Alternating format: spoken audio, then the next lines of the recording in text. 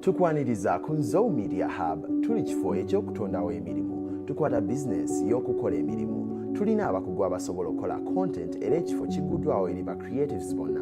Nzo Media Hub ekola pre-production, production n'okufulumya emirimu.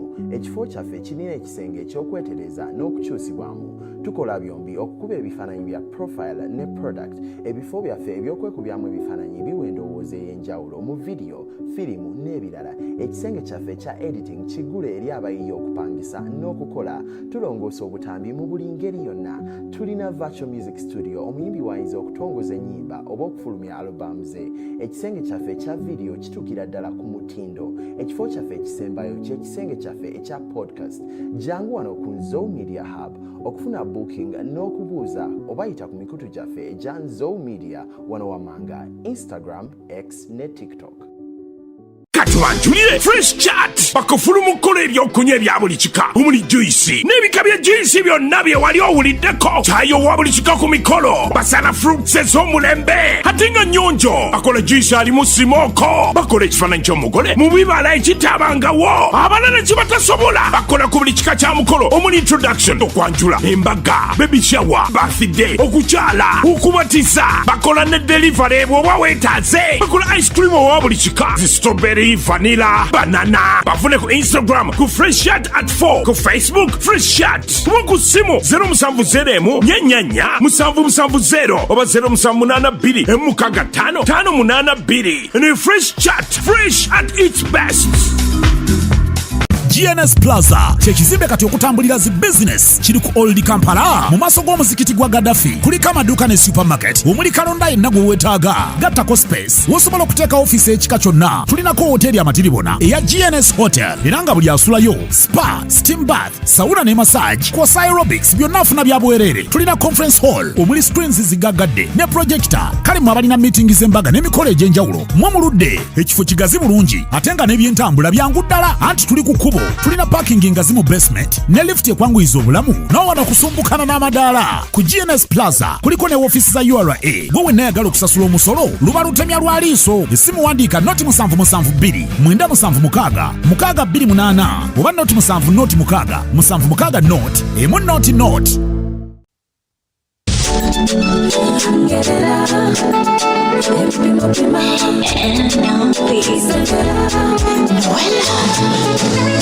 Baby Guanina, Nangeza Guanina, Baby Guanina, Kenichana Panza Donzisayo.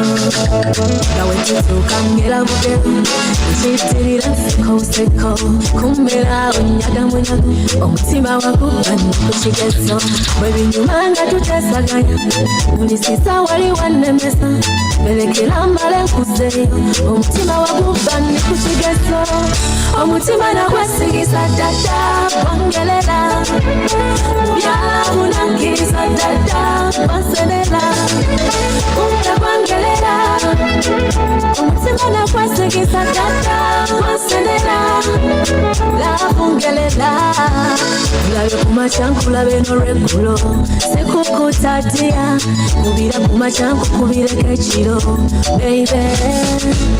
Nikumula wakukwagala, ensonga nkulu kukwagala, kati mulamu kukwagala, sosotole, nikumula wakukwagala, ensonga nkulu kukwagala, kati mulamu kukwagala, sosotole, bwe nyumanga tutesaganya, munisisa wali wanemesa, belekera mbale kuze, omutima wagubani kukigeso, omutima nawesigisa dada.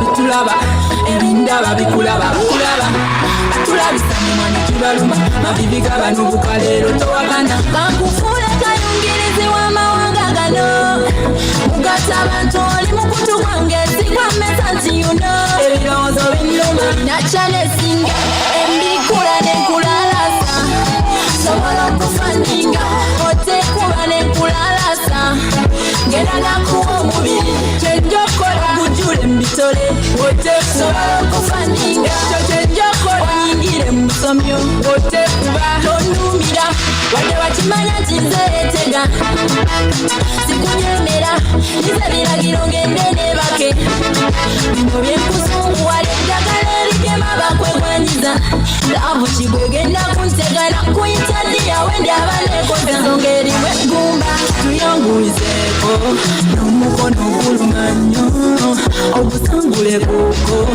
onendabo tagetimo olina kyanesinga embikula nenkulalasa sobola okufaninga otekuba nenkulalasa wali mukalo mutukolaba nga mulungi asinga banne nga ne womagamba golaba musinga nga taliyo ng'empisa salina ng'endabika n'enyambala byonna wambula mwana gwe gwe muntu oyo nze bwenakufuna nalinga alota bwe wajja gye ndi ebyange byakyuka munange omukwano tugulimu babiri abatatwagala tubalumya emitwe ati kumbarange mukwano wamakumba yama Mr. Right mukwano ge nkufunye nkimaze yama Mr. Right mukwano ge nkufunye ntereke yama Mr. Right mukwano ge nkufunye nkimaze yama Mr. Right mukwano ge nkufunye ntereke nazaliwa kukwagala kimanyi nawe ng'okiraba endagaano y'omutima gwange eba nawe wabera sibaca njagala kwawula kubalala kugobeka bawuzumi eliyane yabasuubira buli kyalakutaba musigalise ze sisobola olobebi mukuuma butiribiri enyanja newefuukuka nibeera wawo mayengo omukwano tugulimu babiri abatatwagala tubalumya mitwe ati kumbalage mukwano wamakuba yoma Mr. Right mukwano ge nkufunye nkimaze yoma Mr. Right mukwano ge nkufunye ntereke yoma Mr. Right mukwano ge nkufunye nkimaze obogisobola gikubesebo yasiga emmere mundagala mubiri nga gusansagala tunula alabika njagala anti omulimu akola gwasagala yasiga emmere mundagala mubiri nga gusansagala tunula alabika njagala pena njagala nkukube zipena pena yange pena tosobola giremesa genda munda pena njagala nkukube zipena pena yange pena tosobola giremesa genda munda ngikube mukasonda ngikube mukasonda ngikube mu busonda ngikube mu busonda amisa yenze gwe bayita stamina kadi utwale mu kisaawe bw'obanga oli ready tetukuba kati mpaka ng'oli steady tukuba girimu tubeera steady tukuba musiki gubanga mani kadoni ne mu bulamu I live like a don tekukwatako sikuta until you are done koma nti okirako bigirani pena njagala nkukube zipena pena yange pena tosobola giremesa genda munda pena njagala nkukube zipena pena yange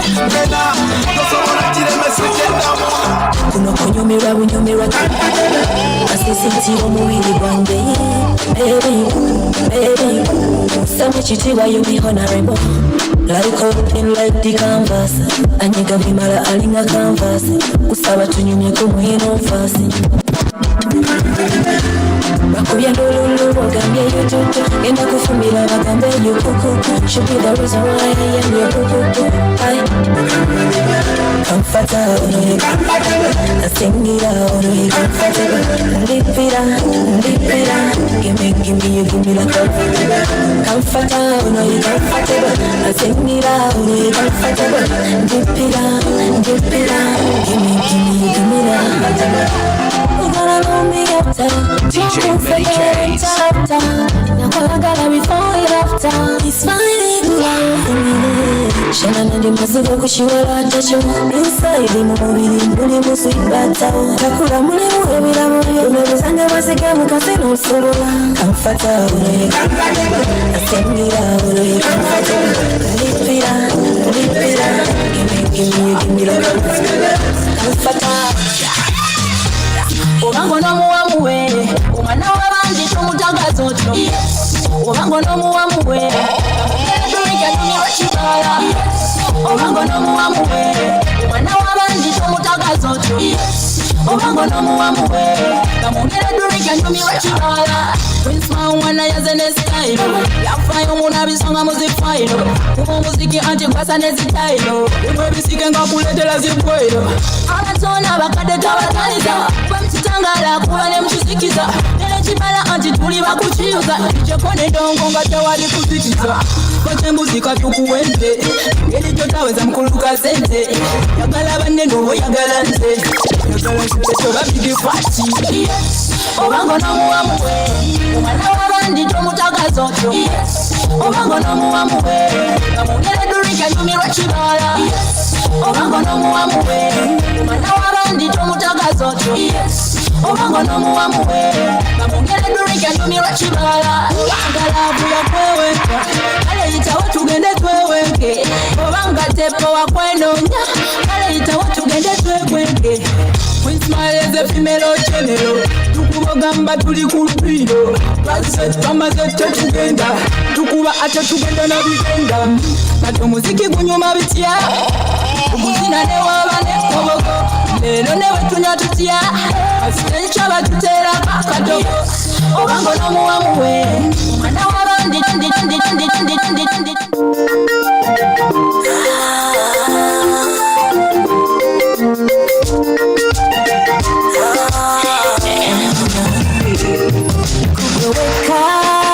Uliwenjo ya masanyu Uliwenjo ya kuchamuka No was no kubwe sweetie darling No was no kubwe baby wake up Uliwenjo ya masanyu Uliwenjo ya kuchamuka No was no kubwe sweetie darling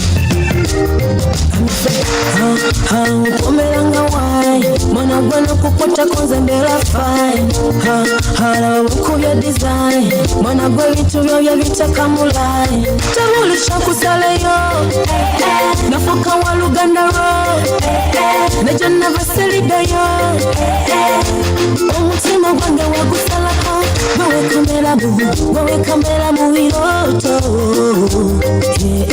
Newe mamupewo Omugumya ngali kuchoto Nikuweka Uliwenjo ya masanyu Uliwenjo ya kuchamuka No was no kugwe sweetie darling No was no kugwe baby wake up Uliwenjo ya masanyu Uliwenjo ya kuchamuka No was no kugwe sweetie darling Haya matatizo yasikuweke kwa mawazo Sisi tushapita hizo Wasidani tuko mwanzo Kampala paka Mombasa Kisha shapaka Arusha Kote kote tunawasha Sema Babiloni tunarusha Penzi ni tamu kama nazi na samaki Wenda wangu ashawa yende tabaki Kuweka Uliwenjo ya masanyu Uliwenjo ya kuchamu tamu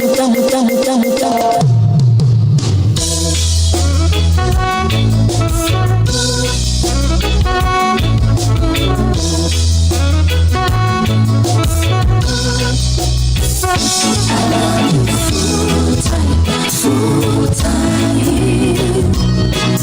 I love you full time I love you full time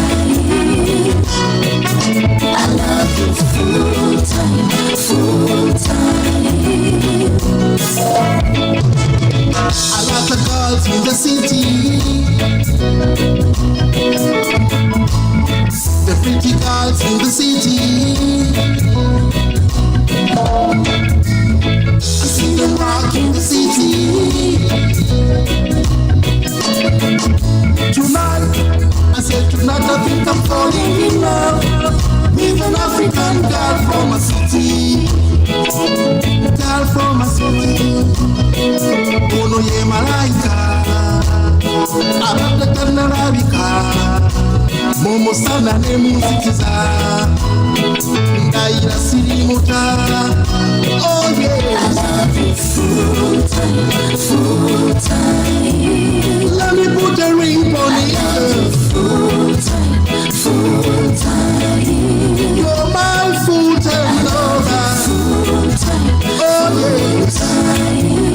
Oh, I love you full time, full time. Oh, baby boy, are in my mind and deep in my soul. I think I'm in love with you. Oh, would you still love me? Would you still care? Even if this beauty is gone. Oh, oh, oh. If you're ready, tell me if you're ready, I'm ready. Let me know now. Oh, or I let go. To forget what we know. Full time. Oh, and won't you mind I love you? Yeah, baby, I love you. Full time. I love you. Full time. DJ Betty K's. So think I'm running on each other.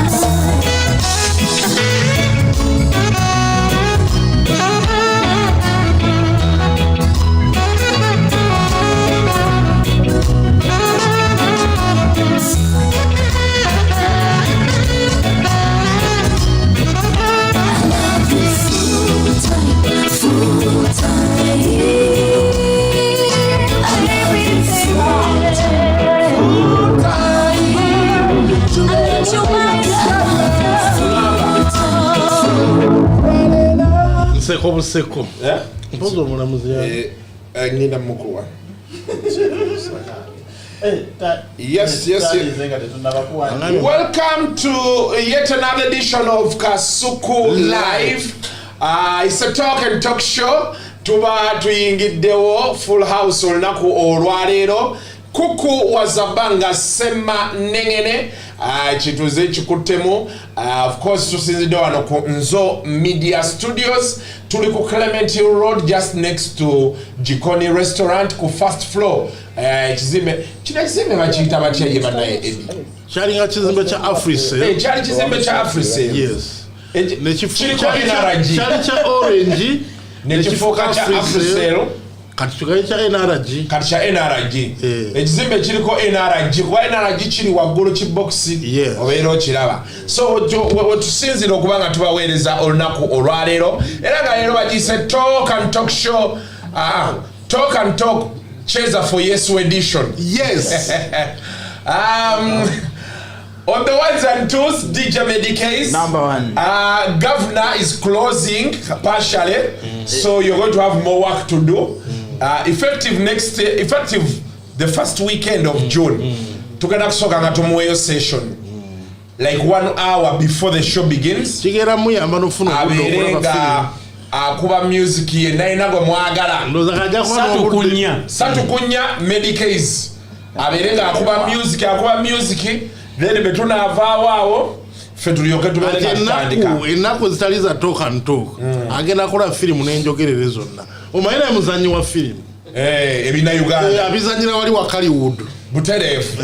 Yabizanyira wali Kayima. Muzungu ngakola na sisi ya wa Hollywood. What? Kayima ali kuchenda kusi. Ali kukona na Yesu. Kola despa. Okay, so DJ Medicase omufunye Medicase ye alabika bulungi ubira obubizi kubana. Nemukofiro obuboze.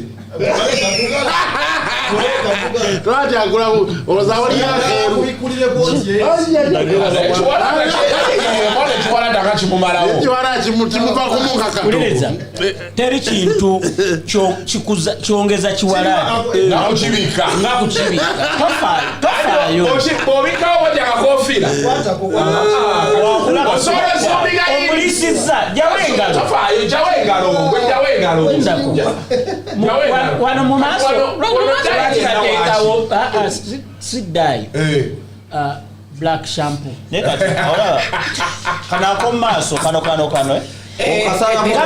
tebakyayita abantu mu house manager oba anti house manager kanako mu maaso akasaleko abeere nga tongopo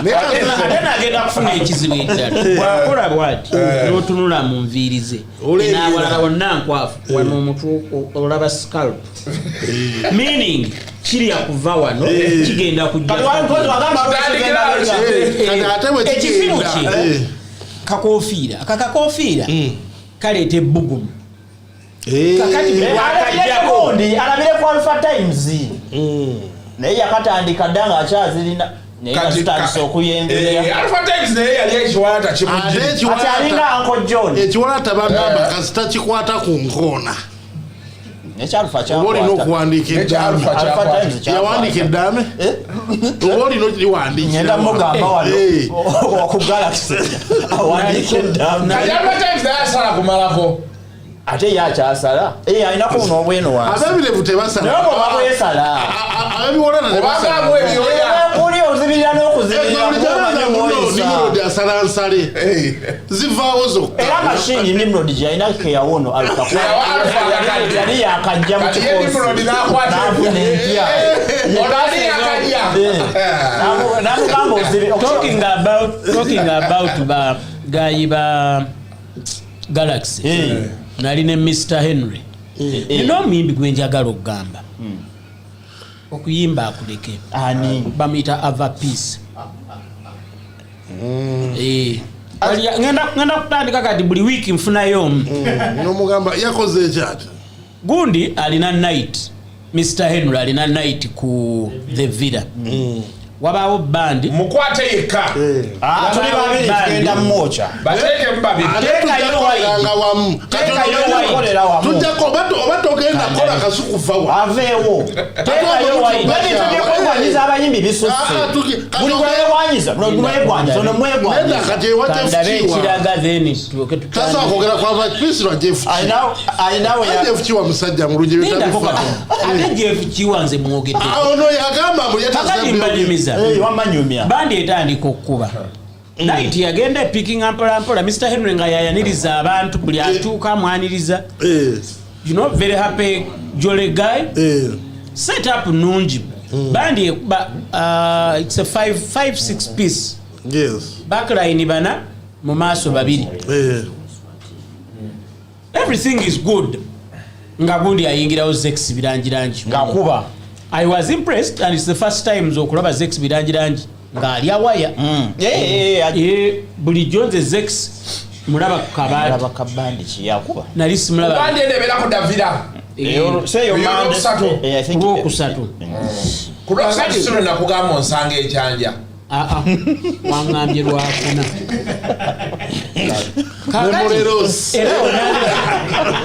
busy mind kakati munnange ku posta gye bampeereza kwaliko Ava Peace kwaliko Zex y'omulala ani Rachel Ray nagenda expectations zange ziri waggulu nanyi ngenda kukola ki kulaba muziki bagira batambuza nga Zex alinya stage alina egirasi ye ya Hennessy ayimba nayo soka nayimba nayo tewali muti insight omaina oluusi ayimba n'omuti atambula n'abavubuka be babanga bana n'ecupa ya mukyala we kuluno omukyala we teyali shoje nasemba okulaba yajja n'omuti n'agukoleeza mukka ne gukwajja wali kona olinze alinamu kyenalolamu alinamu akasekamatti omanyi sekamatte ye muntu akyasinza okuwanvuya show naye ng'alina ennyimba ntono ati olimba ludakiika 23 buterive ne Zex ke yakola ennyimba ntono tumenyereyoko kiri kitya owulira otya Farida Ayo ne bali baita Farida. Lugenda lutya. Farida nga walungiwa. Oh, ne kuchalo bakutenda. Olwali kumuwala akwana. Naluddamu awo. Nafukula ebbuto. Nedda. Nakuba sebene. Abafukula. Nayita abakompitinga. Yabalekera Kampala naye era mukyamulwanyisa. Zex olwavuddeko. Tudde kwava peace. Ngenda okulaba. Yali mupiira alawadda vira. Zex ava ku stage. Avaako ndaba omuwala alabika obulungi nnyo highly beautiful crop top mweru omubiri gwonna wagulabako akyendabako wanekundiri mweru awo na midriff yonna kiriya ngenda okulaba abakubi bajjako gaya yeyambula base abakubi agenda gimukwasa neŋŋamba ono omwana akuba ne base nosembera neŋŋadi mbadde sikirabanga nenteekamu ekyokunywa mu giraasi ntere nkole ki olabye omuwala kakati ngenda okulaba n'owa keyboard avaako nogamba ndaba ku DJ box akabaati ne katandika ate naawe gwe gayi DJ wa Avapeace muyambenga microphone ogijjangamu ng'ekiri mu sauti eno n'ekiri ku sauti mic nga byanjawulo kiringa kasuku kuyimba full time ayaya nyinza okukuba oyo gwaweka sagala muntu aganyira mu bintu by'abantu mukuba mukulafiti w'omuntu noddamunazaako bwatuka okumaliriza buraga mafini lwekyolena yajja naye kabaati ne basooka bakolamu akaawo babiri balina oluyimba bombi ne balukola kabaati Mr. Henry nayitiyo nnungi naye nsaba toddamu kuyita bantu ng'omuntu tasobola kulya waya ntegeeza performing with the band kuba bagamba band wali eriye olaga it is a live performance omuntu najja nga expectations ze ziri ku ki okiraba kyova olaba nagenda n'olulala ku Nexus balanga Frigo ne Maddox neŋŋamba kazini yaliwo nenga nti tewali tabbo endongo nteeka ogenda ojjira topest kazini yaliwo teyaliwo kazini ali Canada ngenda okutuuka omumanyi ye Daginise yaliwo topest kazini kakati kaziniwo yanga tukeberako emirundi bakusanga makazini kati ayinake yalese bogamba nti what do you think of Jenkins Mukasa topest buli omu topest Daginise alina akantu kakola kandimu okutegeera akusanga mu bbaala otudde olina ebyokunywa byo nagamba oli bulungi olina kiweetaaga waliwo ekibuzeemu amaze okulaba bino bijjudde ng'ogamba yabiswayipinga anateekawo embeera ku Nexus Daginise akolako bereya anti era akolako lwakuba nti si yaswayipinga gwe kakati tugende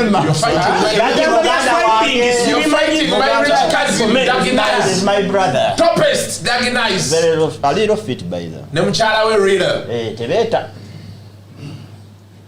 mukyala wansanyusaako kibutateekawo mbeera y'abawala batambula na babba babwe nga banyize aba smiling all the time example giweera eno mulizaako ya Medicase nga yatambudde n'omuwala Medicase bwe yatambuliranga ne Hope Medicase yajja ne Hope ku Georgina nga crowd naye nendaba omuntu neŋŋamba ono anyiize yakimya ekirwa kitagendeeka ng'atudde bwomu tugubadde bwali endongo Medicase agenda okuvaayo mbalaba bombi Medicase aŋŋamba ono ye Hope nga mukambwe si mu mubi naye kulika Hope nze bananga ekintu kyenjagala mu relationship yasika essimu ya Medicase wali mulaga ku Ministry of Health awo wenategeera nti Hope alina egundi Amani. Nawe oli bamubaka essimu n'abeera ate ng'anywedde oba omulondo oba ng'akozeseza twagenda ku Torino n'empakira naye bakamukuba kati bwati omusajja n'agamba Allah is your friend arrived. It's not good for him to sleep in the road. Kifo ky'okusala amagezi agafuna essimu endala ayagala kwegatta. Essimu bagibbye jangu osule. Kati omusiru oyo tukoze conference call tasobola kulishinga mukazi we nga tukuba tuti naye ali kuli asaba uliriza jasule kali obe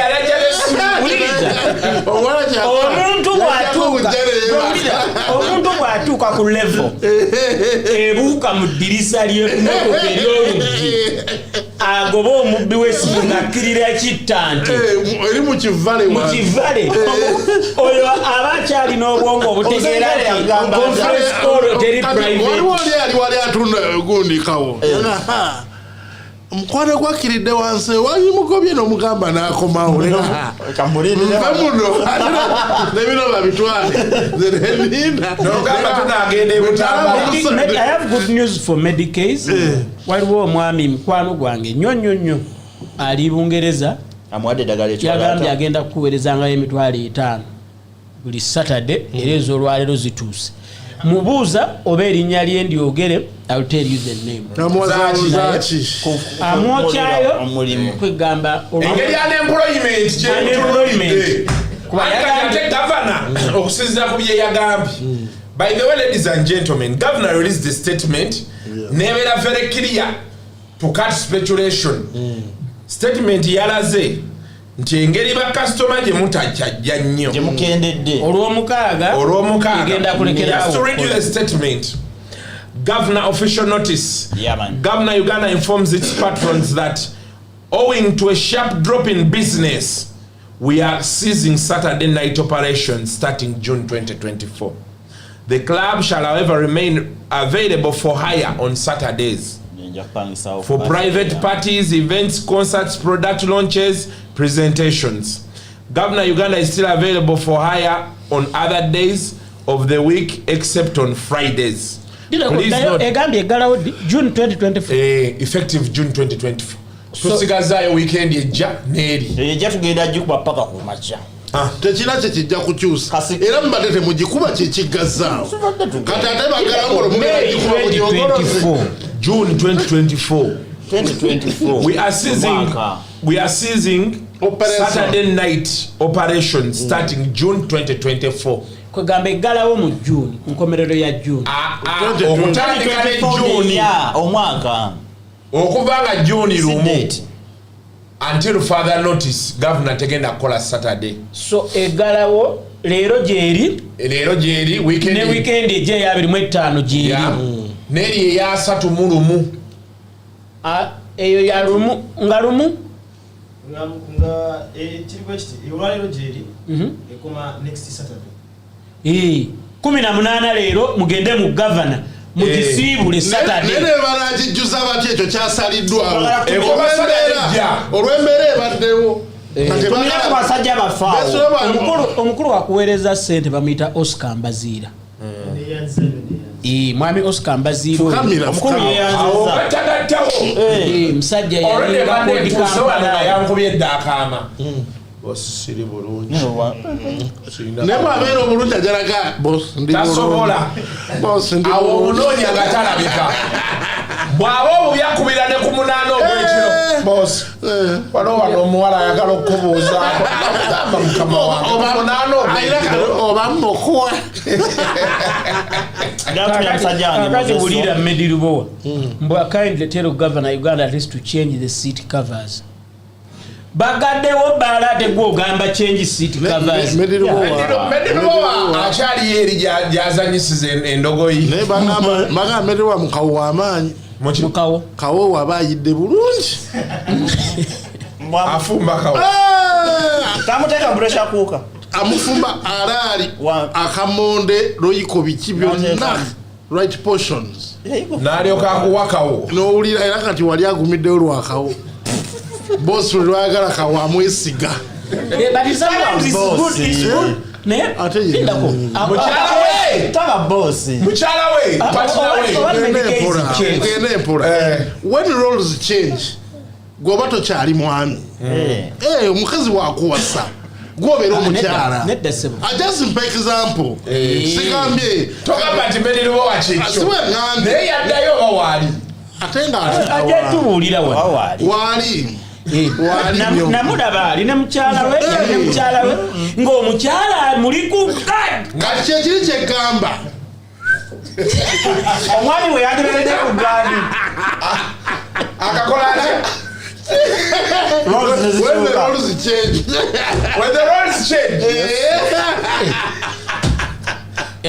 ebyo nga bikyaliawo with effect from Monday. Pen is going to paper. Cheap General Hardware, Mr. Mutebe, Georgina Gardens, awona Mutebe, Cheap General Hardware in a segment in the Taka. They are coming to advertise with talk and talk show. Era ku Monday mugenda kulaba konga George Mutebe ali side yemu Yesu kuko kwa zabanga ali side kalamu ekaba nga bali bebe matamali bakati manager nga goli side eri endala anze mbere no kuludali ne Mutebe webale nnyo musala muntu waffe so musala ogera kweyongera kwa kati ebyo byonna biraga the streams of income have what increased, so the streams of outflow should increase. Yes. They should be timing. Olalo lino kuyiga okutunuliranga ku bantu ng'oyogera. Answer no givuna. Your problem is not mental. It is moral. Bwezora ku sente. Abantu mwenna naddala mikwano gyaffe mukolenga mwami George Mutebe bwe yakoze. Omanyi ekitundi nga muntu nga mukwano gwo. Omukwano n'agulinyisa level ne mu business. Okiraba era leero Georgina Gardens balinayo swimming party. Balina swimming party? Balinayo swimming party. Swimming party. Pool party. Wali ku swimming pool. Gumu kitundu. Baana bakulu, it's gonna be massive. Okay. There's so much we have to talk about. This week. Wetutokera omanyi wano wetwali mu lutalo lwa Spice Jenkins n'atuga nti buli omu ajja mutereka mpola paka ku time you put the foot wrong. Alan Cruz yaggwa wekati twayogera naye mukasa naye yaliwo neyanziza ekyokola tewali era Alan Cruz, big up on yourself. Kati weekend eno Cruz kano kanako kankamuwe akole bwati ekivulu bwe kikusala ofuna bagiyita the Crystal Panda theory. Tolemerawo. Stand up, shake your head, and move on. Otegeke n'ekiro. Ebivulu tugenda sembyayo kyantaate nga tugenda mu bulango. Naye kiriwaasa okuyitibwa ekivulu. Lukuŋŋaana. Linda mukati. Activation. Nakolanga promotions. We are going to get there. Now, promotion. By the speaking of Alan Cruz, ngenda sookera wa research. Bwe twakubira Alan Cruz, twalina omugagga waffe nga tudde twali bangi ayagala ensani yezi. Satu. Ne tukubira Alan Cruz n'atuwa ennamba ya kwa twakubira research. Ndowooza yakwata nenga network teyali noonyi ndowooza yali ku mikolo. Ne tukuba Alan Cruz n'atuwa ennamba ya oba manager oba delivery. Papa's Sport. Tetwagala bannaye research ani akwata essimu eyo. Simanyi. Twamukubira emirundi nga mukaaga n'akubuli. Naye nga yeewunza bwewunza. Tumwakola boti twagala nje kambaddire bwajjako essimu ne tumugamba boss obaani oyo azanyira mu business. Simanyi azanyira mu business ya papa. Era okumaliriza nga tukubye ku H&M Haruna twamukubira n'atukwata yalina ku mukolo n'asooka ajjako akazinda ndi ku mukolo muganda wange ne mpulira oluyimba lukuba kati kubira ono manager n'asoma ennamba ya manager ku mukolo awo omukolo kugenda maaso ayimba yagamba ne mu nsonyi omukyere gufu asumbuwa ku mukolo n'akinyiga banatuwereze eya manager naye ne manager nga yeewunza tuba tulina akawala ke twakwera ke kasooka ku ssimu nga keewunza tekawulira byogerwa tewaliwo ne tumala n'atuwa omusajja omusajja ne twogera bulungi naye kadde ne mubuuzo chapati ne bazeerabirayo twali tugudde mu lutalo lwa chapati omusajja ng'agamba ayagala chapatizi omukulu yakulubeta ne chapati 18 mu kasaawe n'agenda anti kakati ezo manyi kyekitegeeza ezo banda fielda yes kati gwe fielda bagitranslate anti kasaawe nze musajja muganda ezo manyi ekyazituukako ezo banda wali kwositeri chapati yazitwala luggi ekyo kitegerekeka chapati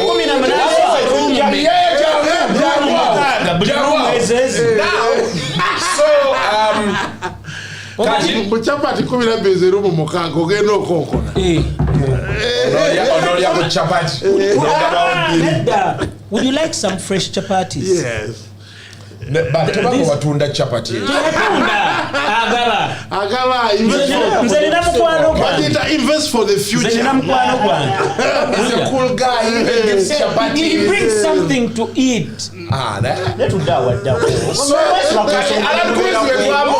Cruz betwamumala oyo nadda wali wagambye endagaano yabadde etya ya Uganda eyo mukulu atayigo wagambye atayingira ddiiro ya Uganda eri mu Uganda eya manager okwewonya eri gye nagambye council gyanyonyodde Illiteracy Protection Act. Olino okutegeera bobanga biri mu luzungu oba olinafuna akuvunulira kati ku kino kye bagikola mu Luganda ng'ensoma etya basi osogiri onyola endagaano yalimu ebintu eya manager w'omuyimbi bamuwandikira agenda kugenda mu maaso n'okumanaginga omuyimbi takkirizibwa kumwekukuutirizaako kye bagamba ebimu ku byo the clauses should be limited. No, don't over big clause. Kati walika wali watuka ati bamugoba bamusonyira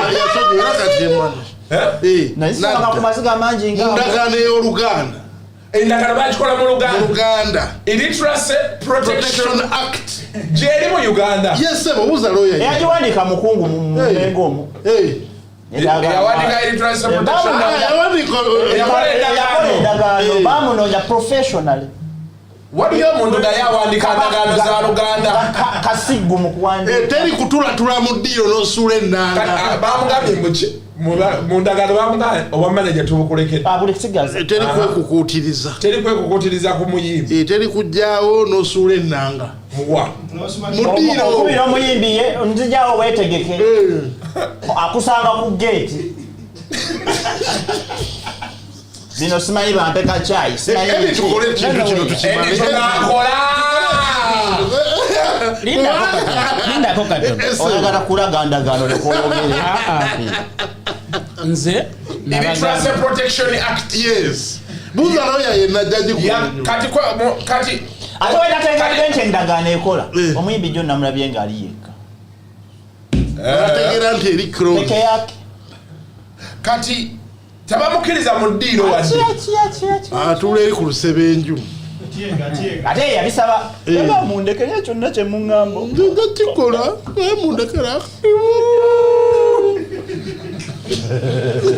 kati tuba tuli awo tukyagenda nga batuweerezera Illiteracy Protection Act eyekooti nga tetulagenda mu kooti manager wa Spice Diana omwami Roger Lubega mukwano gw'onfiira bulago mulinya mukimu si mukwano gwange naye tumanyiganye era tukola business owulidde oli abo akumanyi owade tolina kyogera lantambi akimazeeyo kimalaja si mukwano gwawe nakimalayo tinaye tumanyiganye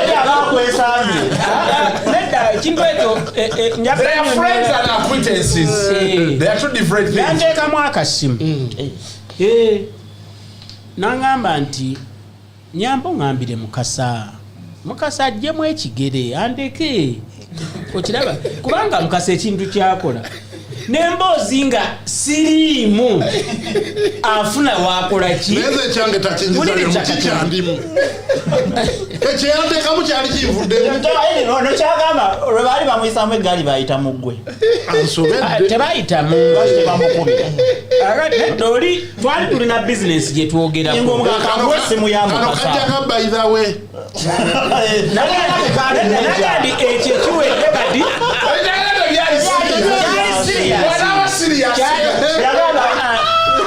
kyali serious era on a much more serious note kino nakyogerera nkiddamu I honestly don't have a problem with Spice Diana. No. I can understand how musicians act and all that. Okitegeera nze kino kyasinga okumenya omutima yali Roger nga muli agamuse buto ng'ayongerezaako nga Roger from with you on that fenna wano olaba Roger yali ng'asinga kwogera n'ono nga nebbanga agendayo ne batuula actually ndowooza kyengenda okukola Roger ngenda mukubira mugamba ajje ebbanga mugambe endagaano y'oluganda agimanyiiko ajje nayo tulabeyo tuwabula naye Roger akole baki ajje ebbanga ajje ne ssente tutuule asooka atuwe ku ssente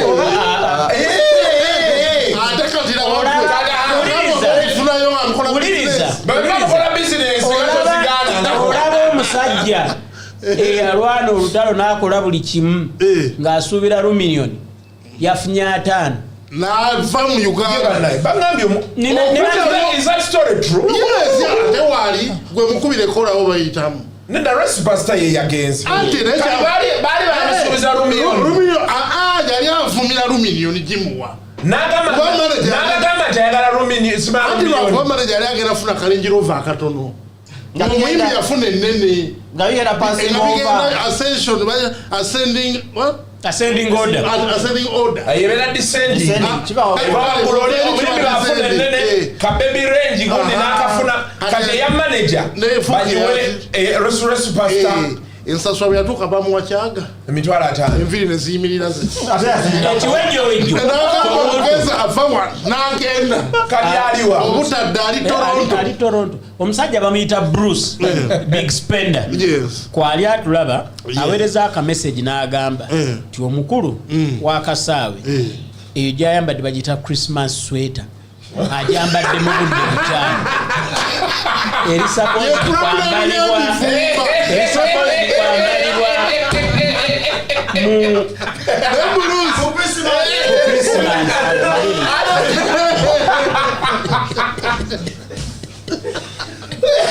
listen ne message njirina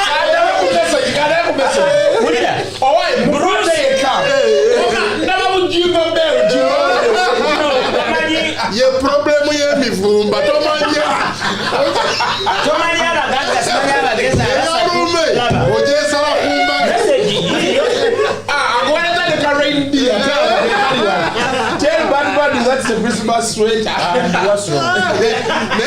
naye bona softer note Bruce yasanyuka nnyo engeri gye wadifinga mu regi era ensasula yo yagimpadde ninda ziyitemu yampereza dda ndina MTN zireflectinwa ngenda kukwalirako nedda endikasokemu obubaka bwe Bruce akuweereza ate omuteeza otya mpozi nga tozifune bakwadde sente lwakudifendinga regi weekend ewedde nete zinnatuuka tuweereza emitwalo 10 za show ya fefe mbuzi due to the weather munte zinayita mu bulungi tamugenda zikuwa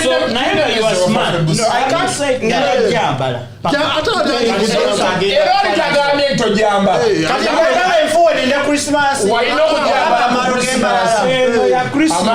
walina yali tenajja mu ndibo kati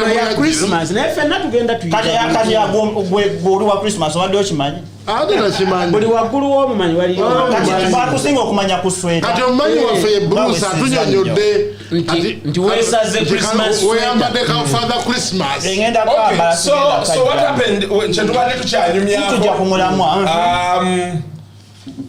tubadde ba respas gundi tu respas town yali ayagalayo ku ssente ng'agenda ano Rumian bwe yagaana ng'ayagala bamweyo $100 naye omwana ono tomiri leka tukole tugenda mu maaso genda maaso okugambye olweto abantu ssente eyo ojja kuyisaawo bantu nze tebaba ssente ngaggwe kyekiganya okwogerwa ate olikwogera ku ino yali agala $10,000 abantu bafuna information eno ssebo yali ayagala $10,000 kumuyambako ku bya tiketi dola ayagala 1,000 ze $3 mu kinana ne bamugamba kwe omukono ogwa nuupu nakola atya tali musonyi tyega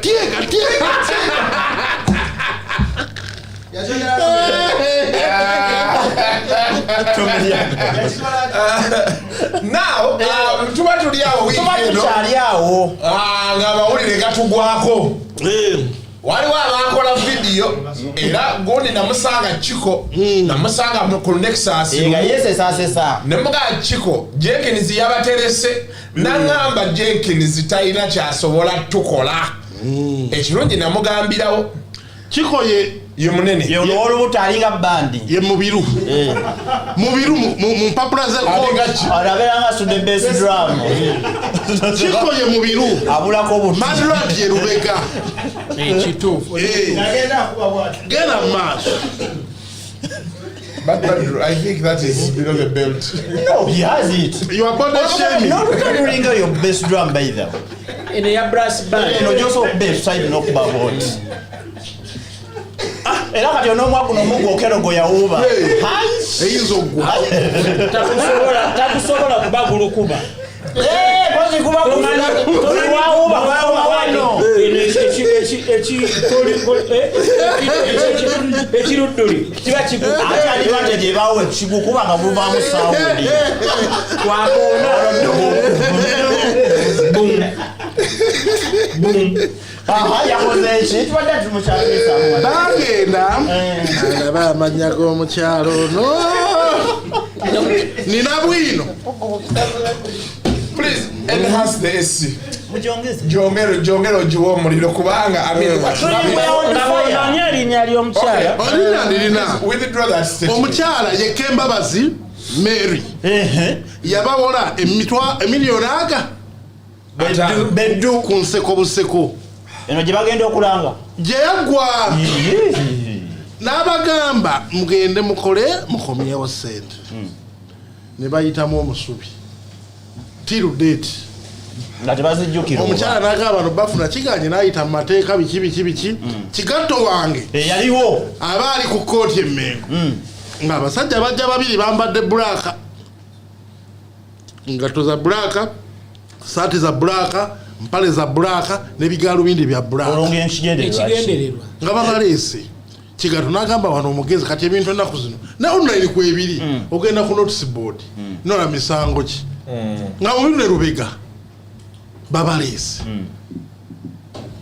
kakati Timon and Pumba omusulo nga gugenda guluma Lubega Pumba ye munene omusulo nga guluma Lubega mukoti kati tebanatandika nti bebagenda agamba kati ogenda ali mutoyi olukale ne serebu bajja kundaba ngagamba mpe kwene y'omulamuzi mayi baluya n'abalamuzi balina we bagenda awo ekyo tekikolebwa babagambira you're not judicial officers please era bangambye lwekagenda ovaamu nga watobyetobye awo wansi weyaba maziga mukasa sebo gwayitamu era bannono babakaaba awo nawo tujjawo nawojja tambula mpola topapa entiisa eno yatobye wansi nakyo bali mu bulaka biba tebiraga naga kati omusango gutandika okuwulirwa omusango mwewola ssente nererere nti sa fe Madlad and Chiko cannot fail to pay omulamuzi please be clear this case the law does not know Madlad and Chiko tuli mu Luganda ulira bakyali wali omulwadde omulamuzi addamu ebyo yabagenda please the law does not know Madlad and Chiko the law recognizes the agreement that you signed to borrow the money basirikamu nebaga kigenda wakino nabo tebamanyi nebaga katukoze tutya begayiridde kutaka mukooti bafukamidde omukazi satusonyiwa tetusabyangako tuli bantu bavunanyizibwa bakati what do you want oli omunene agamba nsobola n'okwevulunga nsobola osasula bushalupeere but you've been mukazi agayekale interest okuva bewola sente ezo 7% per month ku milioni 5 bala emyezi okuva nsekobuseko ya luli balina osasula buli mwezi 7%. abagamba kale ngabawandikira ebbaluwa zegundi ezazze ezekkooti nga ziriko gye bayita Electricity Protection Act. Era omusajja yasayiniza abavunulidde agambye zino mbuzi ze zitegeeredde ate bayina bamanyi za firimu mu luzungu lwa firimu nabagamba musome tetutegeera translate nabagamba kale kambavunulire kati ole kuva gwe rubega gwe mubiro kyo kituufu essebo mwewola se yessebo munene tuyessebo abatandise bya etata omaye muvunula bebamba nobitegera abaterako omukono n'omusajja yalivunula omukulu nga naye asayiringa oli badati yali yatandika ogamba etata omuvunzi namuga please I'm not your father kigatto wange bwagamba ngamba weereza message nga basajja bange bane nga mulabye n'ebizibu omuna ampereza bizibu ki wakaweereza dabo nawe gye nakiranga nji forwardinga wa kankira nji forwardinga wa biki byoyogerako you are not bloody omuntu omuweereza what goes round comes round abaite bamanyi bwe info ina weeri olina nga baba bali mu bulaka namwe temwayambadde bulaka omuna aseka agamba ffe madrata nkiko teri kitulema tamanyi mune empapula nzirina wano oli omulala agamba ffe tubirwananga era nengamba kaali nengamba nja bategeeza nensooka nkola interview yasooka ngamba nnyonnyola omu naagiraba naga naye mukasa gwe ogira osirika olitegera mune kabaka ali entula ne mugaba bwalizirya tulikwatagana naye olwaleero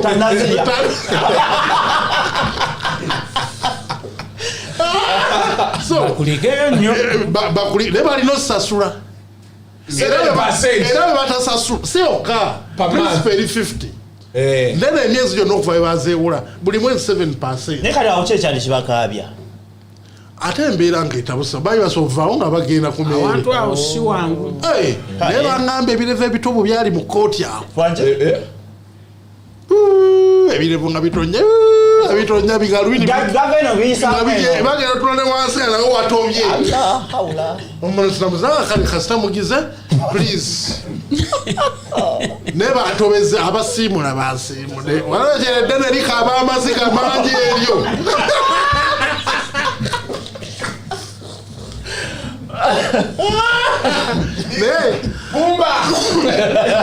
tubasabira bakivunuke n'olwensonga eyo kibawe n'ekyokuyigirako today it's me tomorrow it's it's me and you here on earth era twasinganye ku earth nemba nnyonnyola luli baali ku radio eringa ennyonyi ati bakomyewo era bwe mutasasula madirati nekiko katusabe nejjukira oli yagenda bugenzi nga tebamugyemu katono oli yagala 10,000 olwa tiketi tebamusobola mutereeza kakati ate batereze bano abazizza emisango musajja wange lwe yagenze ali Taranta naye by the way Canada weekend eno Jose Chameleone yatuuse dda ne Melody olwaleero luno show ya leero musajja waffe CPT di Ola agenda kubeera live in concert musajja wange kakalamu namulabyeko mu bifaananyi yamaze n'alabika so kakalamu big up on yourself nalemedde ebinene akoze ki alemedde mugato opolo bwawambala kakalamu ne bwaba mutono ekisinzo sebo kiba kinene yesiiga butto ndowooza yesigako butto ekiziro kyaki buli muntu empale eyingira empale eyitawo etya oba bwa zipu osigawo butto ndowooza kwagagato ate otegerawo nti ekisiziro kinene agagato ganene saasira empale ezo kyeziyitamu buli lunaku okuyingira naye bwe natunulidde bwolaba ekifaananyi ekyo ekiriyo nenkola nalina musajja wange Wycliffe Luyombya, he was an expert at photographic interpretation. Bw'otunuulira kakalamu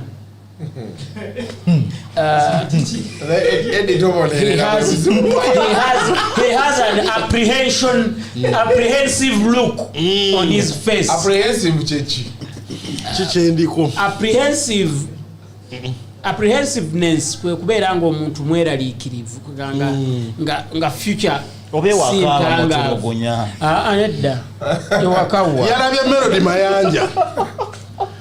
Melody Mayanja n'aba Joseph Mayanja n'alaba embeera gye balimu naga sijja kweteka ku Orlando Orlando kye kirabika kyatereera. Okay, before we go for the break, musajja waffe Omubi Masembe naye ya unveiling the Range Rover brand new ka video kainaawo katuteere yawo nga agisaba okulola. Congratulations.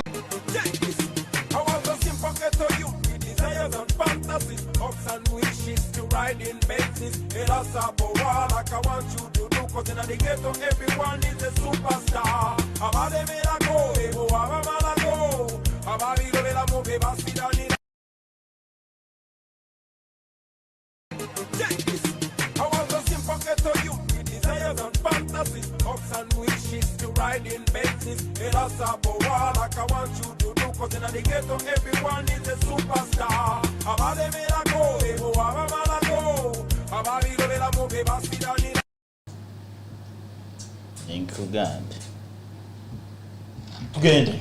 Yeah, so yo mbima Bruce yagambye ki? Bruce big spender yataddewo sente ayagala ebintu ebyo ayagala Omubi Masembe alage payment plan y'emmotoka eyo.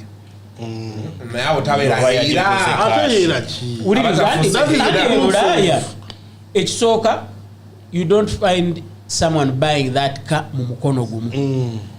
It's not a normal occurrence. Yes. Ate si kibi. Naye Katonda yatuwa Bruce. Ayagala. Kirabo kyaffe. Ayagala. Proof. Ngeri mmanyage. Nti payment plan yino. Never zibeera nti 200 per month. Nenga list weeri.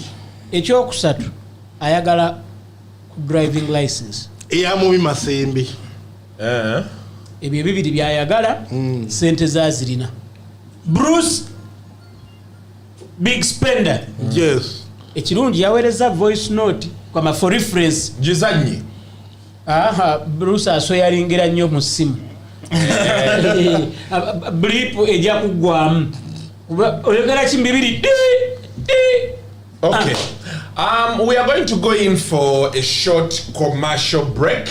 Of course, from our sponsors. Tugenda koma one banafaba sendi agenda tubulira ku Song Boost app bye bakola. Of course, Shukra Herbal Solutions banafaba Bake for Me. Tulina banafaba Ryan Air Global Cargo. Nasanze omukulu wa NSSF erinnya lye nalifunye bwe njagala okutuma okugamba head of marketing Mwami Benon Sembatya ku NSSF Workers House first floor sebo kuoli owulira nsaba otugambire head of marketing nti talk and talk show tusaba business n'omukulu Kimbugwe ku URA ne Ibrahim Bossa batuga ku URA assistant commissioner Haji Ibrahim Bossa sebo tusaba business kutoka and talk show omanyi nga bolaba nti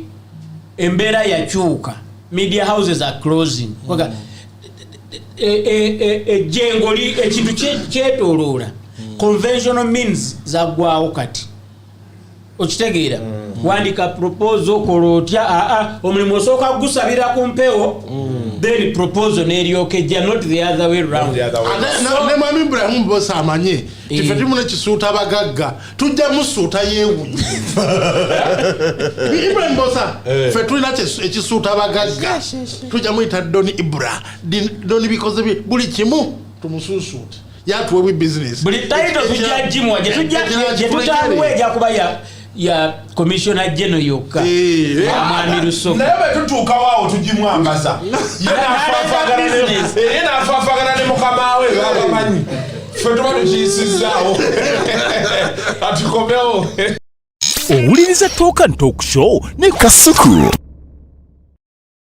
Tukwaniriza ku Nzo Media Hub tuli kifo ekyokutondawo emirimu tukwata bizinesi y'okukola emirimu tulina abakugu abasobola okukola content era ekifo kiguddwawo eri ba creatives bonna.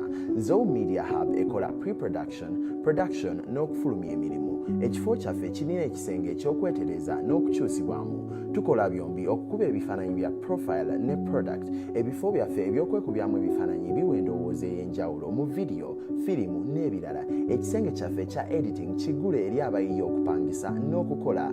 Tulongoosa obutambi mu buli ngeri yonna. Tulina virtual music studio omuyimbi wayinza okutongoza ennyimba oba okufulumya album ze. Ekisenge kyaffe ekya video kituukira ddala ku mutindo. Ekifo kyaffe ekisembayo ky'ekisenge kyaffe ekya podcast. Jangu wano ku Nzo Media Hub okufuna booking n'okubuuza oba yita ku mikutu gyaffe egya Nzo Media wano Wammanga, Instagram, X ne TikTok. Introducing Song Boost, the music monitoring app. Track your music across hundreds of radio and TV stations. Get instant notifications every time your music is played on radio or TV. Follow the biggest, most played songs daily on the top 100 chart. Download the Song Boost app from Google Play or the App Store today. Song Boost, the music monitoring app.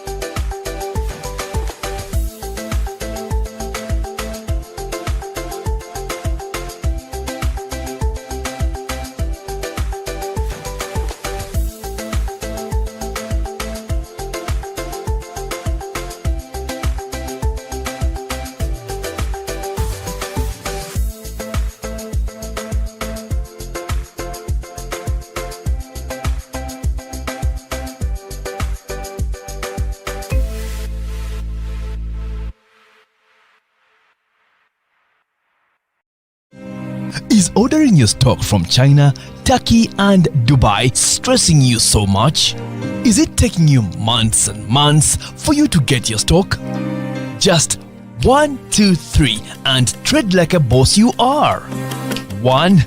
Talk to Iran Global Logistics on 0740 152 331. 2. Let us know whether it's sourcing or sending money to a supplier that you would want. 3. Enjoy our unmatched customer service. Trade like a boss with Ryan Global Logistics. Find us at Nabugabo Street, BBC Building, Room N412. Call us on +256 740 152 331 or +86 180 723 935 15 or +86 132 502 156 85 or visit our website on www.rangloballogistics.biz. Rand Global Air Express Cargo. We move anything, anywhere.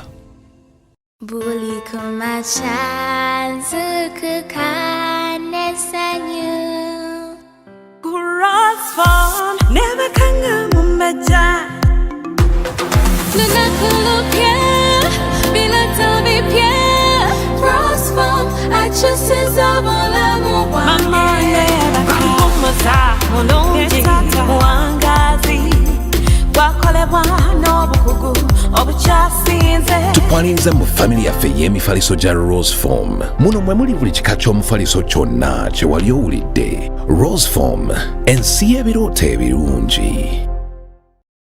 Owuliriza Talk and Talk Show ne Kasuku. Welcome back from that commercial break.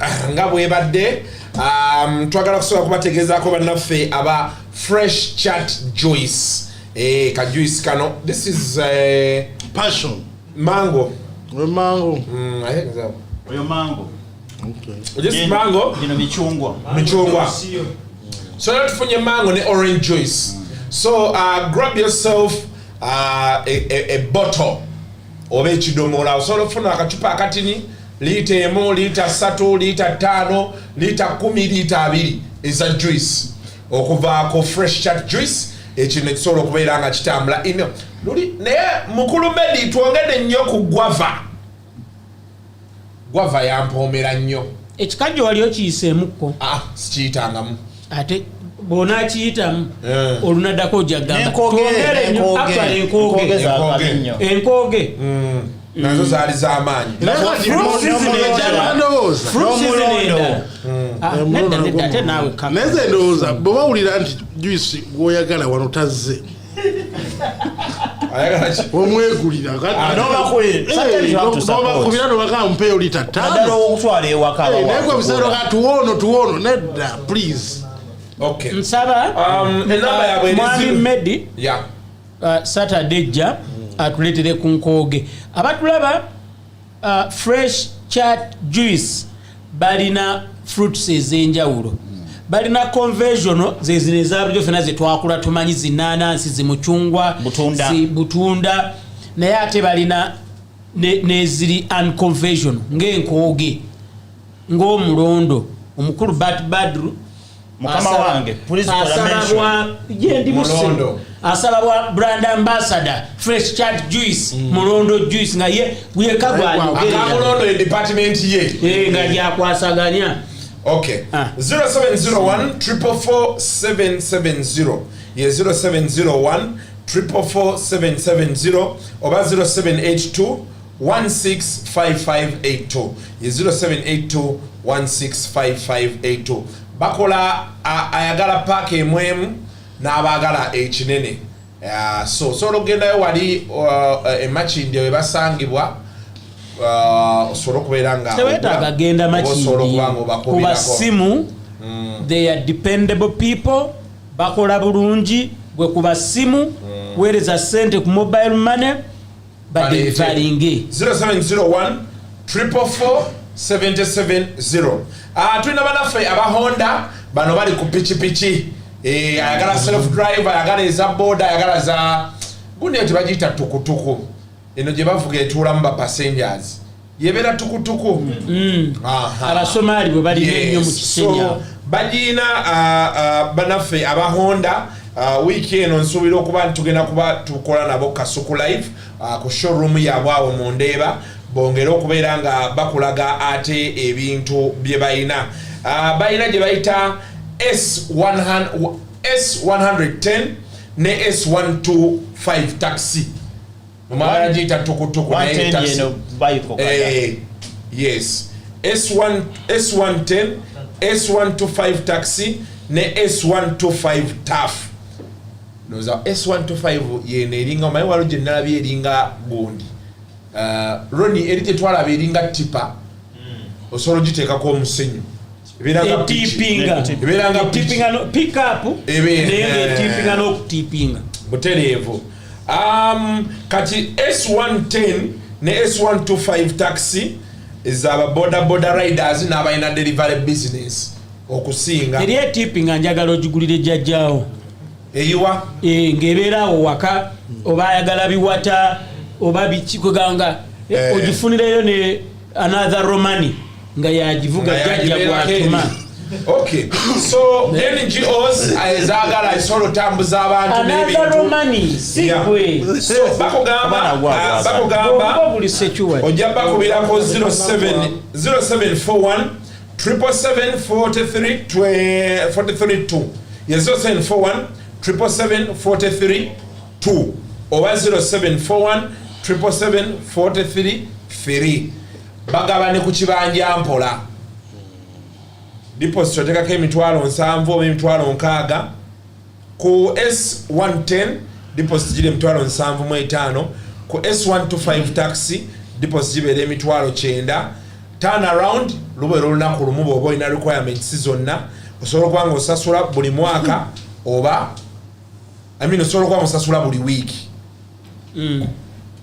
so baagala initial deposit abakugaranti nga 2 national ID eyiyo n'ey'abagaranta ne passport size photos eyiyo n'ez'abagaranta ne baluwa ya LC ng'ofuna piki bali mu ndeeba bali mu ndeeba awo okumpi ne Equity Bank abamanyi ndeeba omukadde ekyali ekya Big Ways omugenzi Bugembe awo okuliraana awo waliwo ne mukoddomi wange Karim Sebudde so tulina ne banaffe aba Tembo 9 restaurant entinda baana awo bakola ekyennyanja wandiddeko ku kyennyanja kyabwe ekyo ekisiike oba olyeko ku kinyeebwa byennyanja mu binyeebwa ku kifo ekyo very very nice dishes they make luli baatuleetera snacks but my recommendation nekitulemerawo okimanyi ekyo nga omusibi taliiwo tesobola kulemerawo ebintu babirya ssebo ne babipaakinga byaggwawo nga ne bamakona bajja ne babigwamu naye makona alina appetite abanga wali olabyeko omusota nga bagukanze naye nga waliwo essubi speed kwe kugendera makona akwata ebiri n'akwata eti ne juice yakwata juice n'akwata ekisambi n'akwata akammonde nga bwabuuza banyi abakoze ebintu kati wali ennaggulu makona wabeera balina restaurant namba ku top restaurant erabika okuba ya mugagga restaurant alina wano waliwo cafeteria wano ne bwe nagenda waggulu ne ruki fe ebyokulya obudalingirawo ate era koko eyo ya mugagga bangamba mugagga alina personal chef sebo ebeera eriko abagituulako tonalaga enesooka wansi yo osasula era ne wali osasula waggulu wansi tewali kusasula wansi wa star buzaako omusajja waffe kafuko kafuko gyali mwamulabyeko rume yabadde etambula ndowooza oba entu nteekateeka kozi ng'ali mu nteekateeka confusion yajjamu na Makko Mako yagenda Mako ne kafuko bifaanana producer Mako yatunda gundi ya Nantume n'agenda YouTube channel ya Nantume sente zangu azava mu YouTube channel yatunda zamutwala be yagamba but naye bwe mbangenda nja kukwata ka vibe life ako okatunde oyitemu nako so Tembo 9 bagamba 0782 590949 oba 0775 785925 0782 590949 oba 0775 785925 what they can do for you, they can do outside catering baina emirimu workplaces nga mwagala emmere ekyemisana kisangewo abantu bakireeta ezo companies, not only corporate companies but so many other companies abaina embaga kwanjula osobola okusalawo nti Sunday ewaka noga nti ennaku zino abawala tebakyagera dde afumba waka kati yagamba nti nze kankubire aba Tembo 9 restaurant tukole order balete emmere 0782 590949 ekintu alabe bakikwasaganya tulina ne bannaffe aba beg for me nga tonnagenda ennamba ezo zisoma ku speed 0782 590949 that's Tembo 9 restaurant. Tembo 9 medi wano wonyo okufumba. We also have our people at Bake For Me. Bakutegeeza nti beeranga atogendayo Bake For Me yatandika classes okusomesa ate abaana babatambuliza bwereere okubajja mu different areas paka wali bayitawo batya ebbunga awo we balina bakery yaabwe waliwo showroom yaabwe we bateeka cakes eziwedde ne balina their home we bafumbira cake so bayigiriza abaana okukola cake bindazi migaati biceero byonna kati kye bakola mu areas bwe balina branches ku makya baba deliveringa cakes ezinagenda emmotoka n'eryoka ekomyawo abaana Entebbe road balinayo balina ekajjansaawo ekitegeeza okujja wali ewange si kizibu ne batwala omu ku bawala bange agenda ayige muwala we alina kujja ku backform yawo ekajjansi bwe bamujja ye n'atula mu motoka n'emutwala balinayo offer tebalina offer ojja kituulamu ekyo omwana wo kyomusasulira olaba nange ensasula sindakyambeera ogenda kumusasulira kakati gwosasulira kuba times 2 nzijukize Roni back for me jo nalabye ku bakola keki ya mwana nalabye keki zawe ye milioni 2 teyali ya milioni 2 jo ku birthday ya Haji balese keki za back for me satu nenga format ezenjawulo keke nungi nnyo so back for me ojabba kubira ku 0701 50 1987 ye 0701 50 1987 you place your order abagala cakes birthday wedding kwanjula ne small functions kubatiza bikyebyo osobola okubeera nga ate obafunaawo ekintu nekisobola okuba nga kitambula bwe tunaakomawo ngenda kuba mbategeeza ku Ryan Air Global Cargo mbategeeze ku Shukra Herbal Solutions Katwe Rose Form ne bannaffe aba Song Boost. For now katusoke tweyongereyo ne discussion. We had Gabi Ntati. Okay, before we go to Gabi Ntati, last week twakola story ya Chamagero. Did that story end?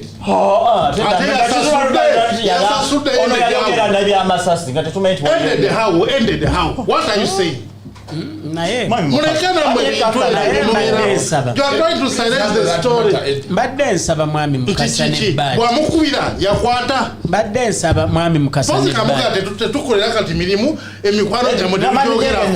Mr. Mukasa. Mukuwadde Mr. Mukasa ne bad. Badde Chamagero bamukuba amasasi. Soko dembibuuzo kwa abantu bawulira. Bamugoberera ab'emmundu eriwa. Ayogere mundu be FMG smile episode oraba munnamawulire omukugwe yatuukayo tasobola kudda muri buuza akenze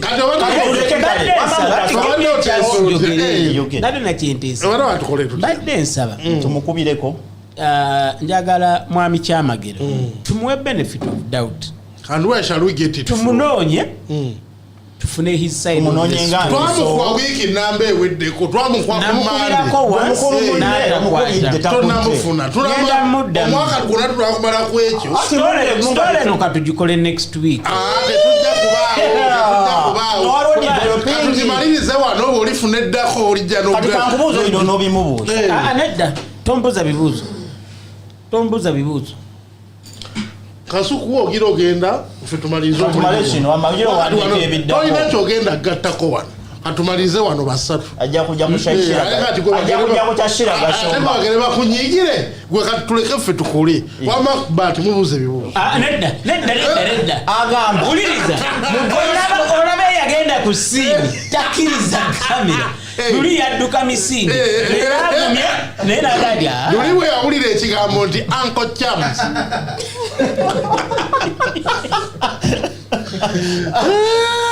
ekinsanyisa kweso emami Kasa yagikubanga sinnaba kugigoberera I took time weekendo nendaba buli interview eri ku story kati ate bwe wega ofuna story yentuufu nga bweri kabaka waayo bamuyita Tamale Junior Tamale ndi Junior namulaba full bino byetuli naye kati ekyamasasi nalaba interview ya Ntambi full live kakati akubira OSG right bogera mubuuza Ntambi akuba n'omusango emunamawulire eka mu Uganda yamufunamu interest akuba amubuuza lwaki police teyavuddeyo kwogera ku musango ogwo Luke n'agamba mulimu ebintu ebiba minor n'okuteekawo nekawandiika did he say minor? Yes. Ntambi did he say minor? Police teyogera ku bintu biri minor mbadde nsaba leka tukole omulimu obuuza ebibuuzo wakivuddemu bwe nawe ogambe you cannot contribute kati oba ndibuuze ye mwami Kasuku oli mukwano gwa Kyamagero atogeza nonja samire emisa you can hold your discussion minus bintu bya unless you have vested interest in either the monies or the case. Do you know that their money is being owed? I didn't. You didn't know? Let us do. We have other stories to do.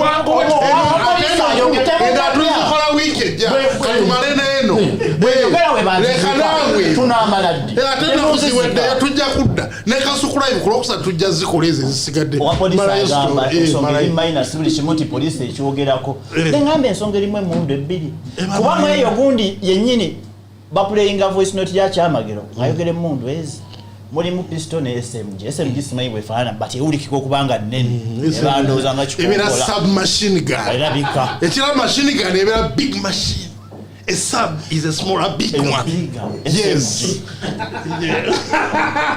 Police omusanga mulimu emundu bbiri negamba nti guli mayina bonga bagubuse kakati Chamagero waliwo story bbiri akebera music omukuru akebera kyakebera ngo tule oyo kati abantu kubira music genda maaso kati waliwo ekigenda maaso Chamagero gabwasiba emmotoka avaamu agenda emabega ew'ababbi ababuuza lwaki mungoberera nga yakutte emmundu muki akute pistol Chamagero bapa emmundu egwa nga yabuuka mu mmotoka akola ki agirekawo adduka kakati yo story endala kakati Chamagero waliwo story endala aba ayimiridde emmotoka y'abatemu ebayimiriddeko emabega ekimotoka kya kasasiro ne kijja ne kitomera emmotoka eri emabega kitegedde edi naawe genda tumale wano tugenda kukola tukolereono feka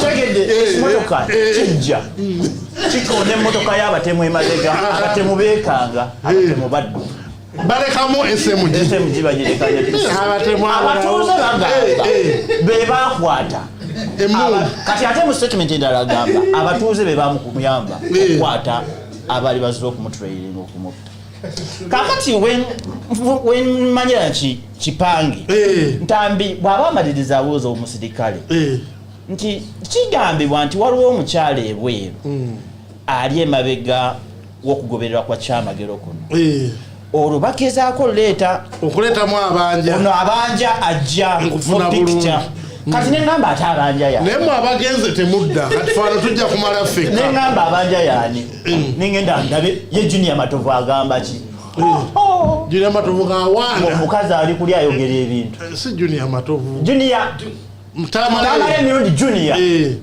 Joseph Junior ng'alyoka ayogera ebintu annyonnyola ne bakubira omukazi budde nafu n'akwata nannyonnyola ssente wemmanya nti byalimu ne ssente nene ŋŋamba $1,500,000 mwami Chamagero tasobola kufunako $1,010,000 n'afuna abasajja abagezi nga Kasuko bane edi abadduka ne mu kamera abaguja bagidde ne bapulaninga ne badduka ne bagamba ano tuveewo ne bamugamba mayigwe kyoba okola weekubaga bugingo gwe tuyite wano walala yandikozesa abajjambiya emundu kinenemu nnyo ate kati ebintu ebyo biraba bano bakasuku baludde nga bayiya stories aziyiyiza eno yamulema etya okuyiya bulungi ate bamuteeka ebbali yali mu nkuba ya pulaani yayo naye n'atuuka waggulu n'akivaamu waliwo emmere ndoza bapulaninga alya ate wabali ebirowoozo ne bigenda kummere nti bakwata ab'ebyambalo by'amagye ne byefaananyiriza poliisi ne loosinga interest mu mundu bbiri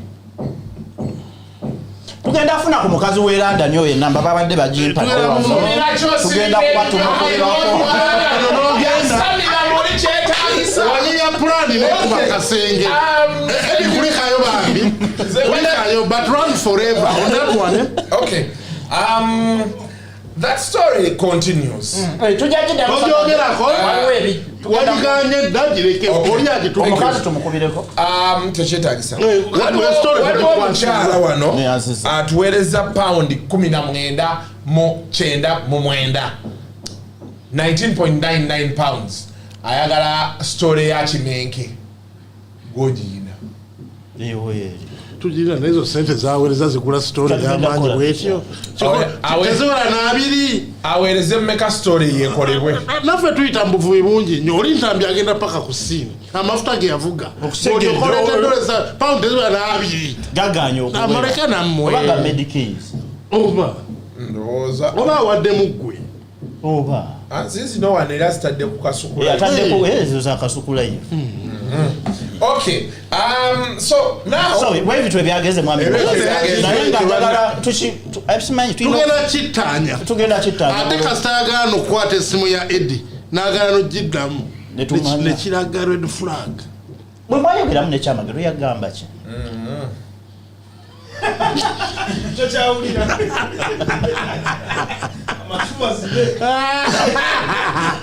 kati nomina ebintu byensi ojja genda mu kkooti ku bintu bino otandika okuwuna bwoti bwebuuza banseko buseko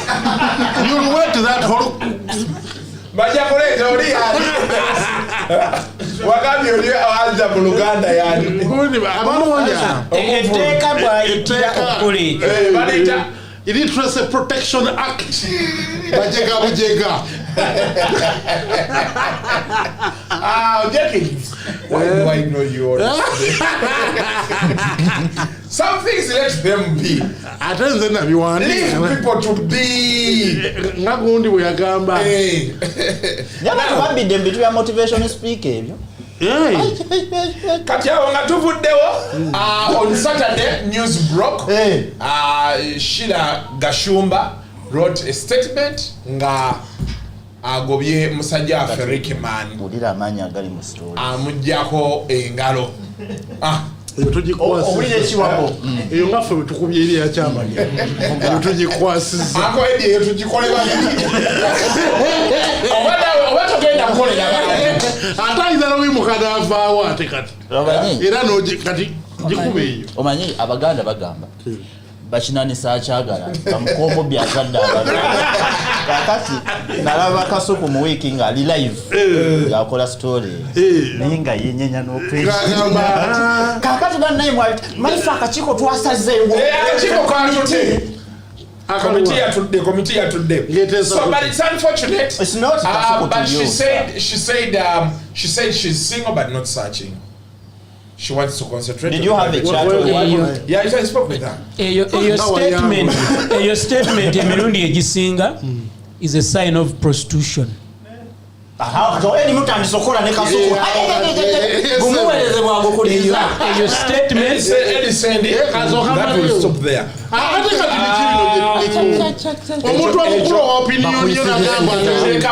Okay, Dr. Joel Isabili is here.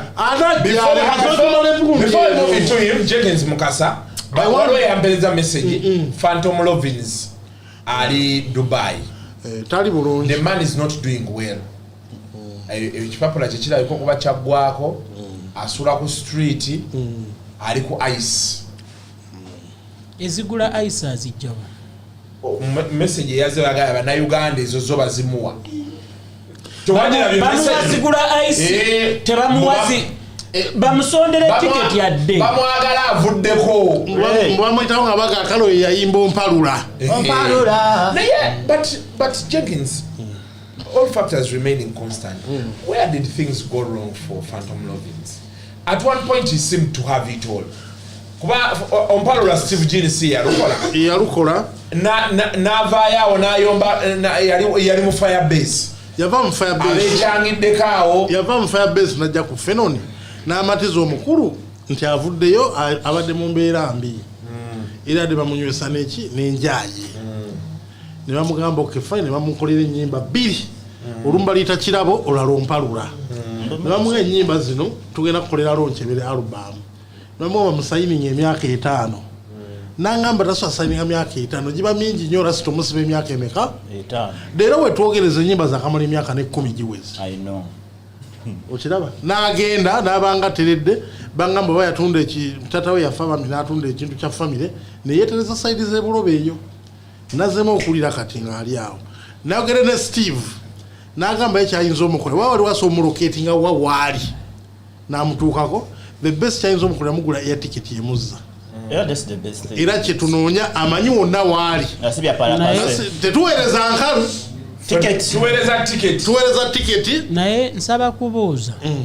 oyo si ye mwana gwe wagamba nti yagula tractor ali makasooli kati okujagata Christo gundi yani Christopher Fabulous gundi aliwa ono musajja affe ekitegeeza Fenoni egenda kumuleetera emuweereza tiketi si Fenoni Steve G aweereza tiketi amutegekere na apartment wana tewali apartment jajjako ate muli abaddaso mu apartment oli agenda mukulira zimuzawa wano agende wali we yasikira amukubeko enfuufu ebuloba atali jajji mukubako olinde si yagimuteekako ajja genda we yali ebuloba we yali atandika obulamu okwetereeza okubeera ng'oli ku nsi etaliiyo mu mbeera eyo nakyo si kyangu tabu yennyini naye kyenewunyiza omuntu bw'owona enjaye y'ekikoola n'obanga naye n'ogwa mu ya ice oba tobonerera chap njagala kwebaza abaliko ebungereza. Thank you very much. Omukulu Matthew Carter akutumidde nnyo agambye nti takimanyi nti oli mutiitiizi bwotyo ali atya Don Matthew Carter aba Galaxy Band gye bali waliwo omusajja wange abasajja baffe oli mukoowo Noah Cheyune Sam Kadume James Muwanga abenali nabo basatu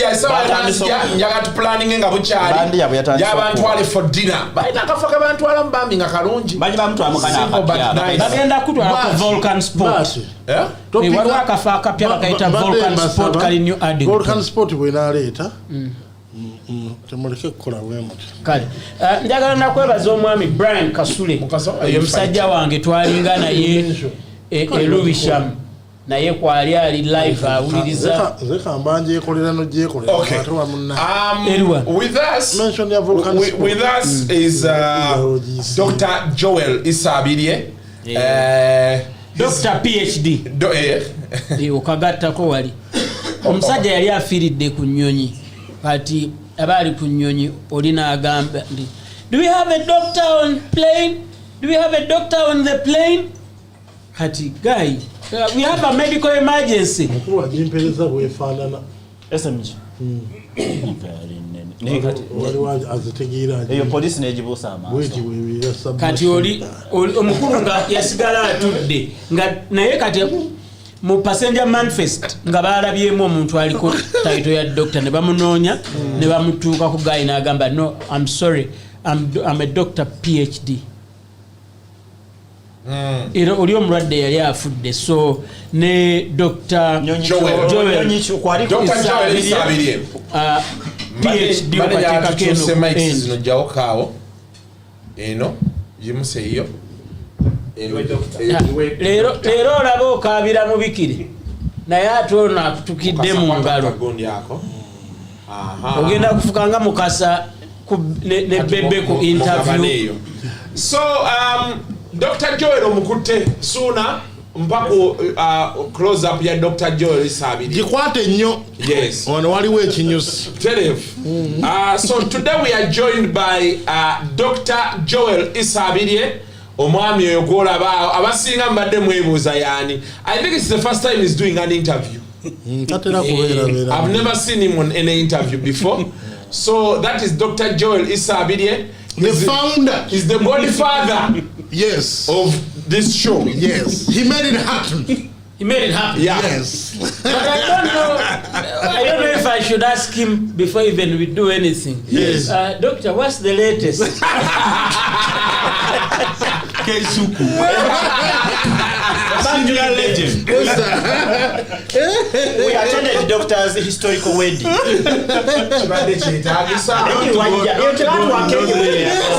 But those go in those areas. Are we restricted, sir? You are restricted.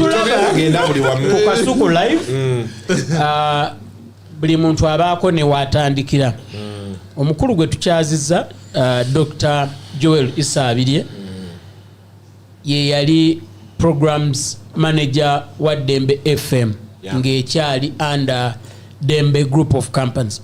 Bwagiyita Dembe group of companies I think Simba group of companies eya honorary consular Patrick Bitature. By the way, mulekerawo kuyita ba honorary consulars mbwa ambassador gundi kikyamu nnyo. They are not ambassadors, they are honorary consulars. Omukulu Joel Isabirye ye yanoonya Kasuku, yalina maid we nga maid awuliriza nnyo Star, kati n'alaba Kasuku era maid oyo naye nno tusaana tumunoonye tumwebaze in equal measure, because okubeera nga yalabanga Star TV n'alaba Kasuku n'ayogera bulungi ne boss we n'alabanga Kasuku alina kyasobola okugatta ku ddembe by then. He's a media consultant, he's a man of letters, and alina survey gye yakoze nga alimu wamu nga alina company ye gye bayita the Market Intelligence Group. Yes, Market Intelligence Group. But survey is Uganda National Media Survey. Survey no ewa landscape ya media nga bwe yimiridde olwaleero. Okay, before we continue, waliwo abambuuza story ya Ntaate ne ya Alien Skin ne Bobby Wine zigenda okusembayo. Doctor is with us for 30 minutes or 20. Then we can continue the discussion.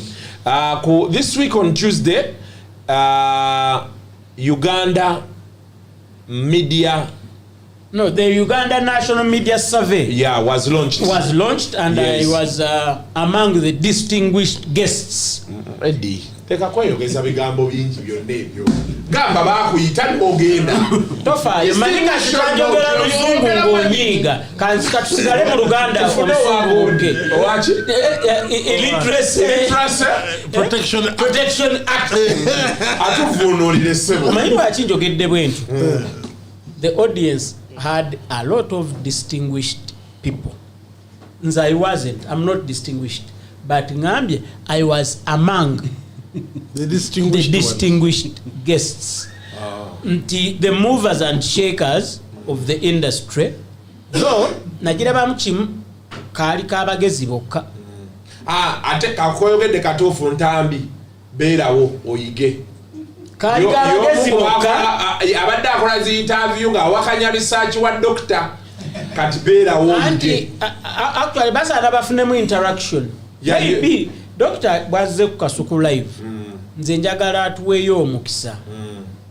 Tufune an extended version of an interview.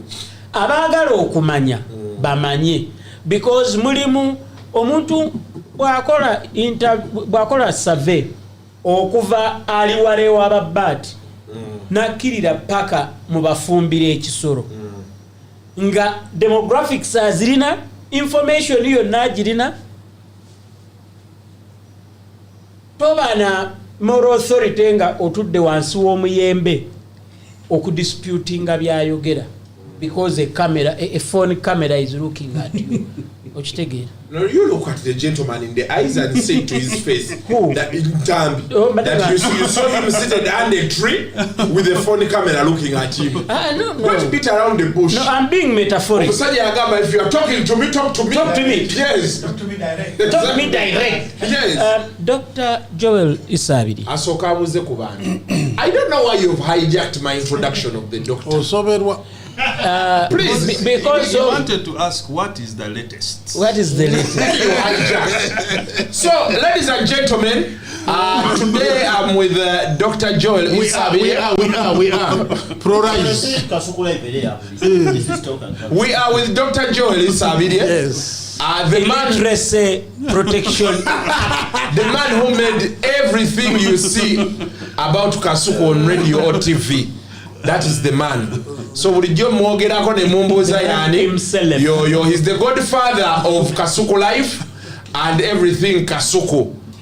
Mr. Joel Isabidi, you're welcome. Thank you very much, Kasuku, Kesuku. Yes. And the Talk and Talk show team. Yeah. Yes, sir. I am excited to be here because first of all, it's home.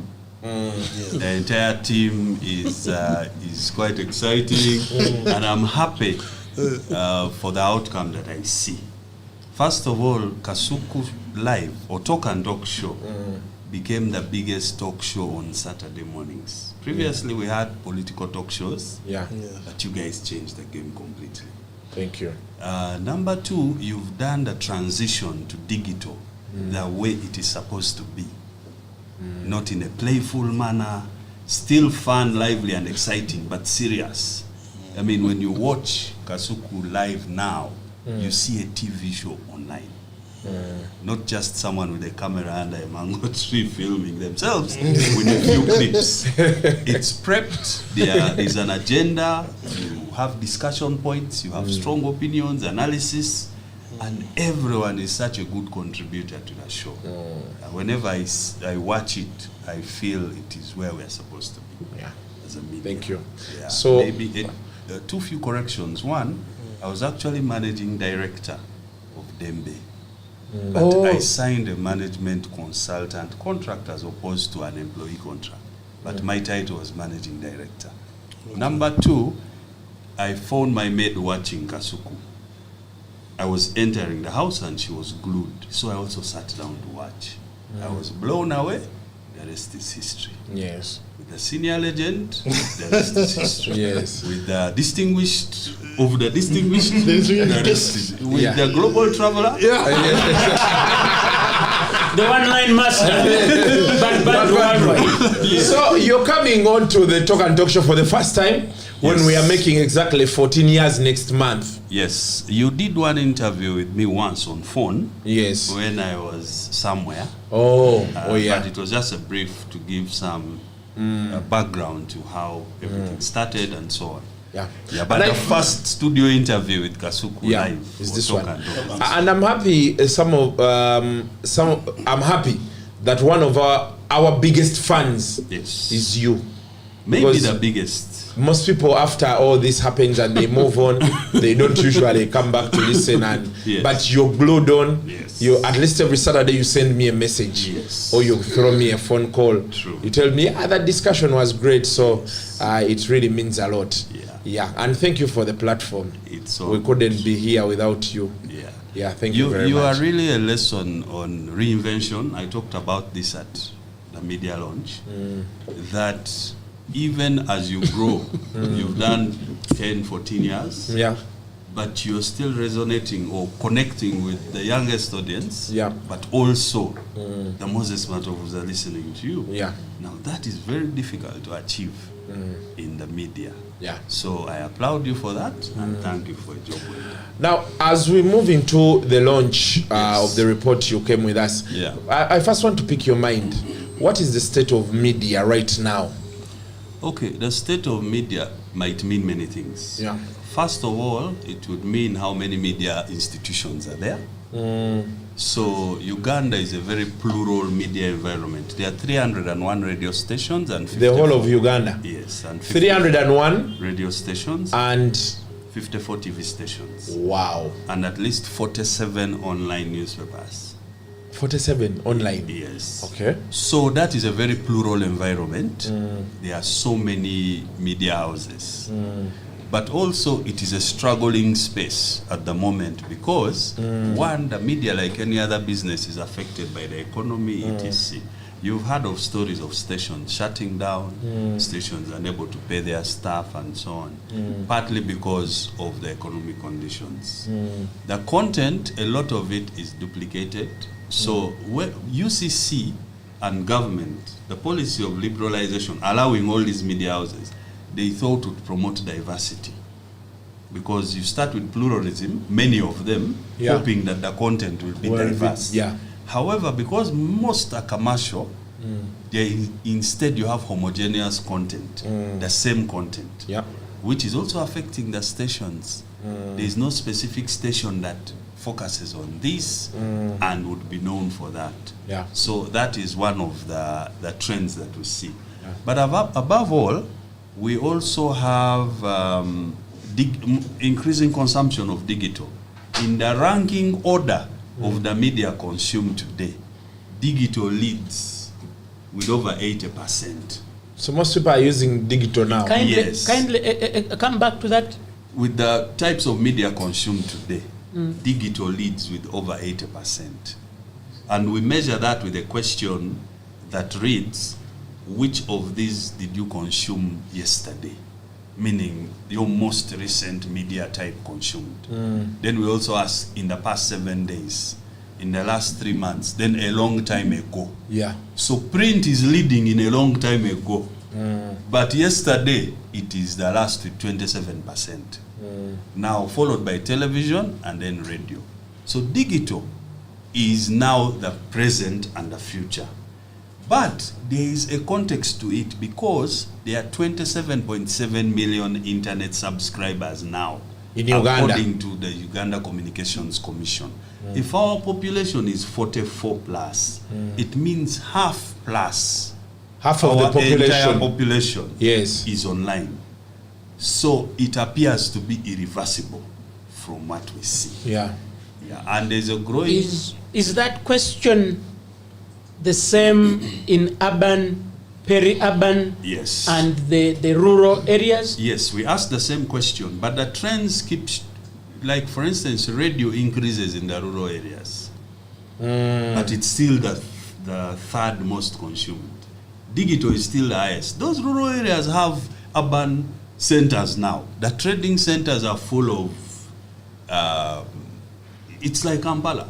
You go to Kamuli, you go to Bukwo, you go to Kotido, you find urban centers. Yeah. Remember that these places have youth who came to Kampala to study, they went back home. They have people who work in government agencies, in corporate companies. Centenary Bank is in Zimbabwe. They have someone who is working there, their family is around it. So the rural is not really rural in the sense of how we think about it. So digital migration, however slow it is, yes, it has managed to penetrate the rural setting as well. Exactly.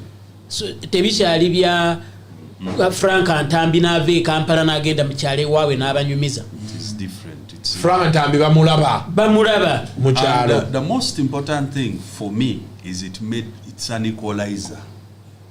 Previously, for Talk and Talk to be doing this now, you would need to import equipment from abroad. You need transmitters all over the country. Today, what you're doing here is being watched in Busia. So digital became the great equalizer. It's now how organized you are, how you prepare, how you position yourself, that makes you win. It's no longer that you must have more money than the other to buy equipment and install. Yeah.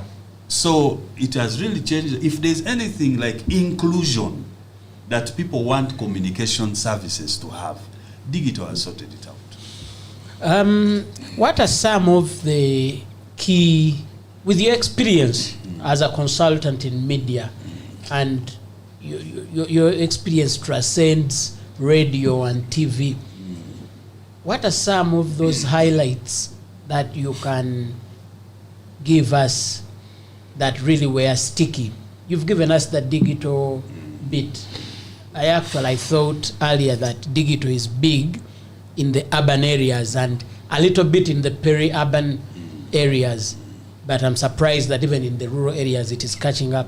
What are some other key findings did you get in this survey? Maybe before you move into the key findings, I asked you the question, but where I was moving towards, what was that function about? Okay. Because then it can help us build into what he's asking. Yes. About the findings you had. Okay. Yes.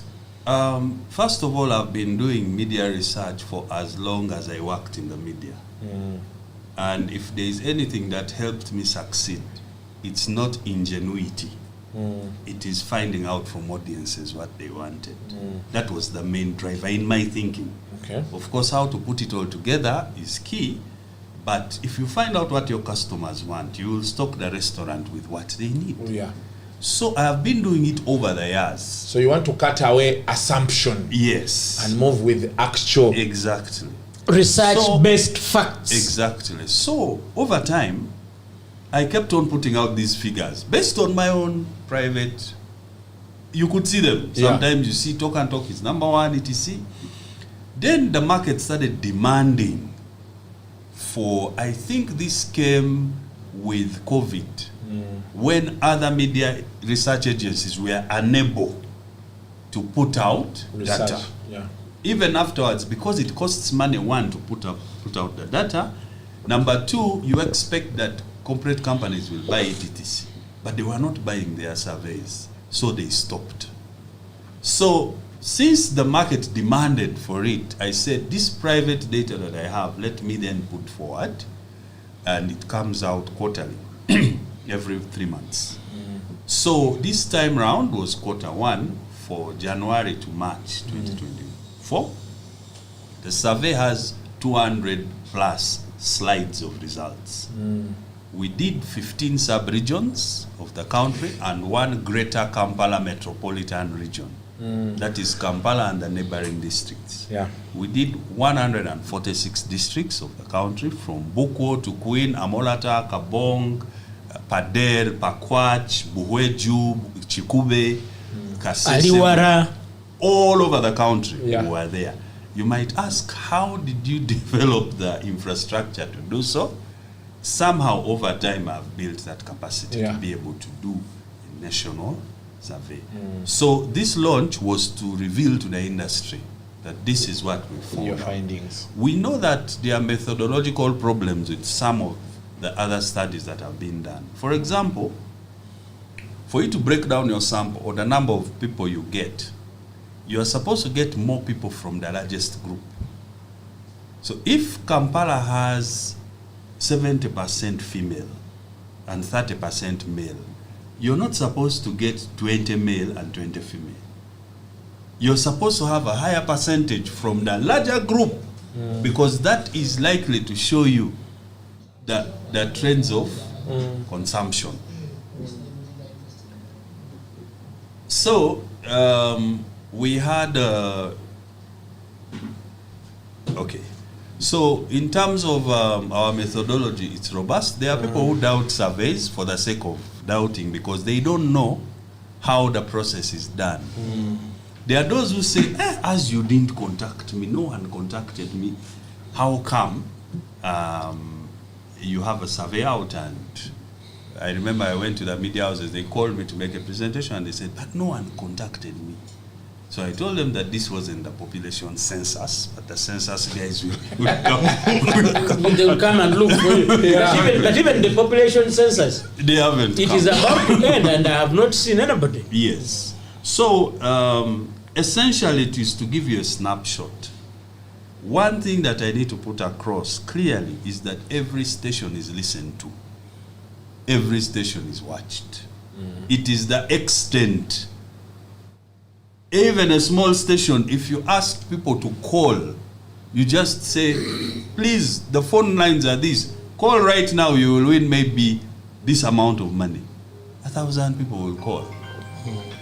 So every station is listened to and every station is watched.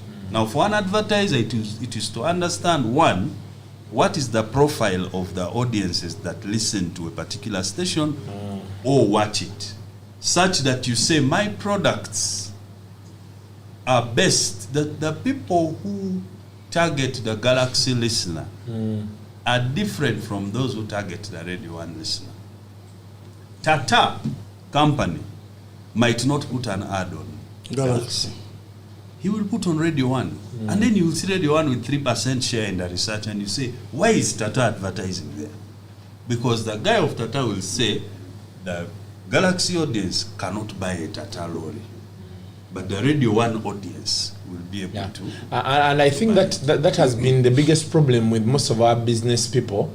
They don't really, I think they need to adopt that research a lot. Yes. Because then you find someone advertising a product where the profile of the audience does not really fit the what? Exactly. The product he's trying to talk to. Yes. And then he's telling you, my product is not moving. Yes. Yeah? Yeah. So I think that research then solves that whole idea. So what are the takeaways from your research? The takeaway is, one, for TV, there's an important thing going on with television. Yeah. There are two types of licenses. There is the national license, which costs, I think, $88,000 per year. Per year. $88,000. Yes. That's if you're going to broadcast the whole country. Those are the NBSs. Even if you're on pay TV, you won't be allowed to cut across UCC's 8 regions. if you haven't paid the national license. That is literally $10,000 almost. No, it costs 334,400,000 per year. Kitwale nti million bisatu. Now, NBS zesasula UCC buli mwaka. Million bisatu? You said $88,000. Now, these other regionals are smaller. Is there something NTV does? Yes. Yes. That's why you have 4 to 5 national brands. Bukede, NTV, NBS, UBC, Sanyuka now. And Spark. And Spark. If you are to get national footprint, you need the national license. So a national license is 300 million. Yes. A year. $8,000 US dollars. So when you're looking at the national picture, you will find a few brands cutting across regions. And they tussle it within themselves. But within specific regions, like Bunyoro TV is strong. In Bunyoro. Yeah. It has picked, eh? Yes, it has picked. So you have national brands and you have regional or sub-regional brands. So is the Baba TV a regional? It's the #1 TV in Busoga. Is it? Yes. And the Kodeo, there's another one called Kodeo or something. There is Sebo FM. Yes. Maybe I think it's the one. So, Baba TV is the #1 TV station there. Then One Luo in the north is very strong. A TV? Yes. There was Step in Mbale, but I think they closed because this particular survey, we didn't see responses. From Step? Yeah. So then you have national TV brands. West. Yeah, TV West is massive, that side. So you have national brands and you have sub-regional brands. But also, people are still watching TV for their favorite presenters. Oh. And guests. So part of the formula. In fact, for some shows, Frontline is the #1 political talk show. But its host is #8. Why? Because the numbers are driven by the guests that are coming. Not the host. Yes. No, I beg to differ. The style of the host is not an aggressive style. Yes. He's not, for the benefit of the listeners, he's not an Andrew Mwenda. Yes. I think Eddie. He's not a Kamara. At your opinion, your opinion, yo. Ono yakunyonyodde nti abantu ekisinga obalabisa Frontline, but bebakyaza. Because let's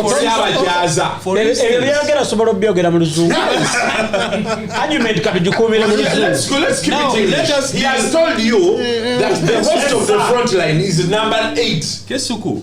But the show is #1 because of the guests. Let us deal with what is the latest. Dr. Isabi. This is my question. Yes. Did you have a question asking people about the host?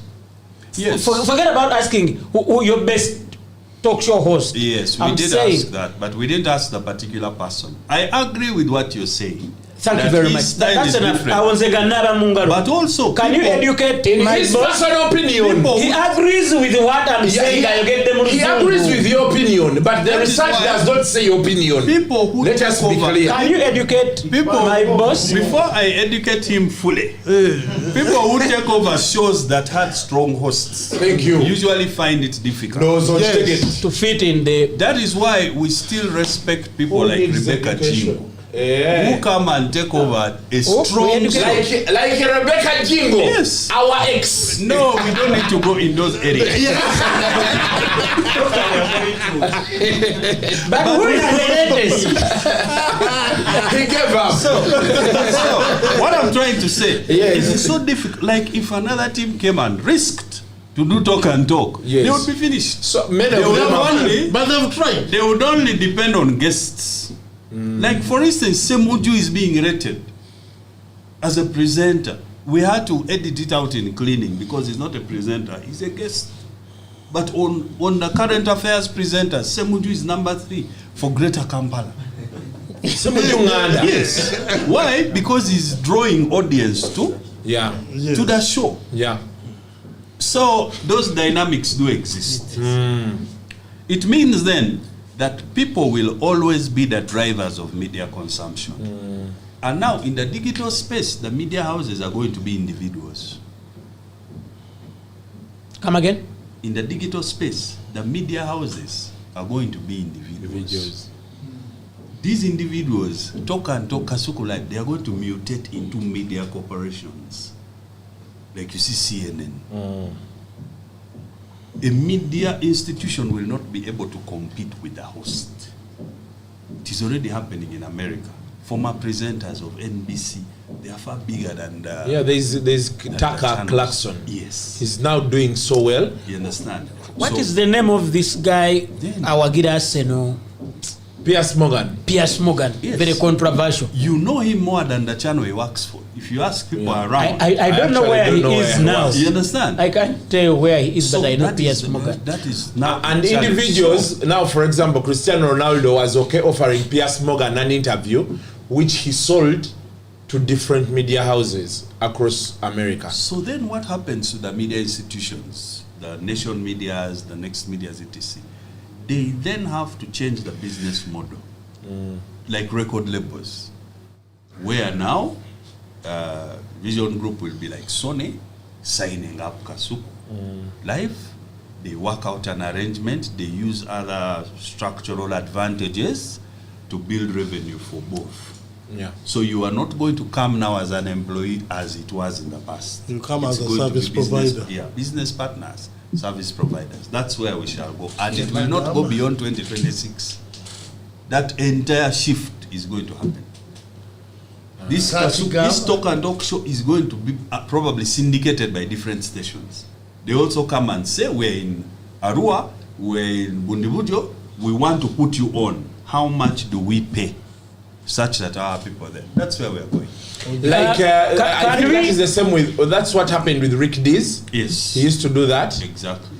Okay. Rick Dees has been the biggest syndicated show. Ryan I Secrets think. now. Ryan Secrets. Yeah. So that's where we are. Okay. So from your research, yes. as we wind up and to let you go, from your research, which was the biggest TV station? NBS. In Uganda? Yes. The whole of Uganda? Yes.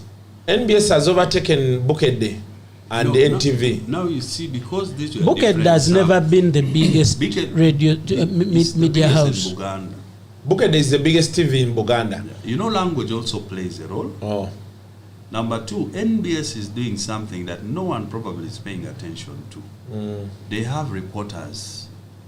They have like correspondents. Across the entire country. They have bureaus. Bureaus across the country. Yeah. Now, people who are in that area are looking at them and trying to find out what's going on around them. What has happened in this healthcare center? What has happened here? Those in Kampala are trying to find out what's going on in my home district. So those bureaus might be the game changer for NBS. For NBS. Okay, so NBS is the biggest station nationwide, followed by NTV, and then Bukedde. Yeah. But Buganda, Bukedde is the biggest. Yeah. So NBS, NTV is trying, but remember it has lost big personalities. Many of them. And people follow personality. To date, we had to clean out Frank Walusimbi from the data because people are still listing him. We had to clean out Farida Nakazibwe from the data because people are still listing, because those are very, very big names. So so now what does that mean for a person who is reading news on NTV? If Frank left, Farida left years ago, and Farida didn't leave years ago. She gave birth last month. But I've not spoken about giving, but that's why she left to go and give birth. For me, I know that the senior legends replacement on that show, Stella Nante, will completely. That one, because is going to be a problem. Because the chief promoter. So you've been coerced to make that statement to have peace with the chief promoter. So things change. Yeah, things change, and you have to really monitor what's going on. There has been Ntambi, one of he has been one of the people who have said he feels you were biased giving NBS the #1 spot. Some of the places he cites their news. he says the NTV News is still bigger than NBS News. Does that reflect in your research? Now, what I need to say is this. Yes. For me, there are times I look at the data and I even doubt whether this is correct because it goes against my beliefs. Your But personal beliefs. my personal beliefs. But I've come to learn that I have no control over the lives and perceptions of the audiences. What you think is the best might not be what, and for them it's an aggregate. They just add up things like this, and that's it. So sometimes you look at NTV News is very good, but that departure of personalities has been costly. Hatman Alugwa's departure, Frank Walusim, Farida Nakas, those were huge names. That had been built over time. Yes. So their departure, it's none of the fault of the new guys who are reading the news. Maurice Mugisha, those were big names. Josephine Karonji. Yes. Today I don't know who reads NTV. You understand? English news. And it's Chama none of... So it is, and it's none of the fault of the new people who have come. It's not the fault of the ownership. People just decided to move. They had better options somewhere, or they thought they needed a change in their lives. Also the departure of Kasuku. Yes, it shook the whole place. One. It was like an earthquake. Exactly. On a richer scale.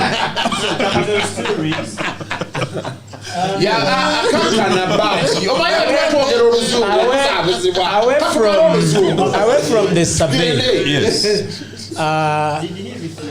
Away from the survey, I mean, two questions as we wind up. One, did you ask anything about YouTube channels? We asked what people use to consume television. Because right now there is, for instance, phone. For radio, they use phone, they use the normal set, etc.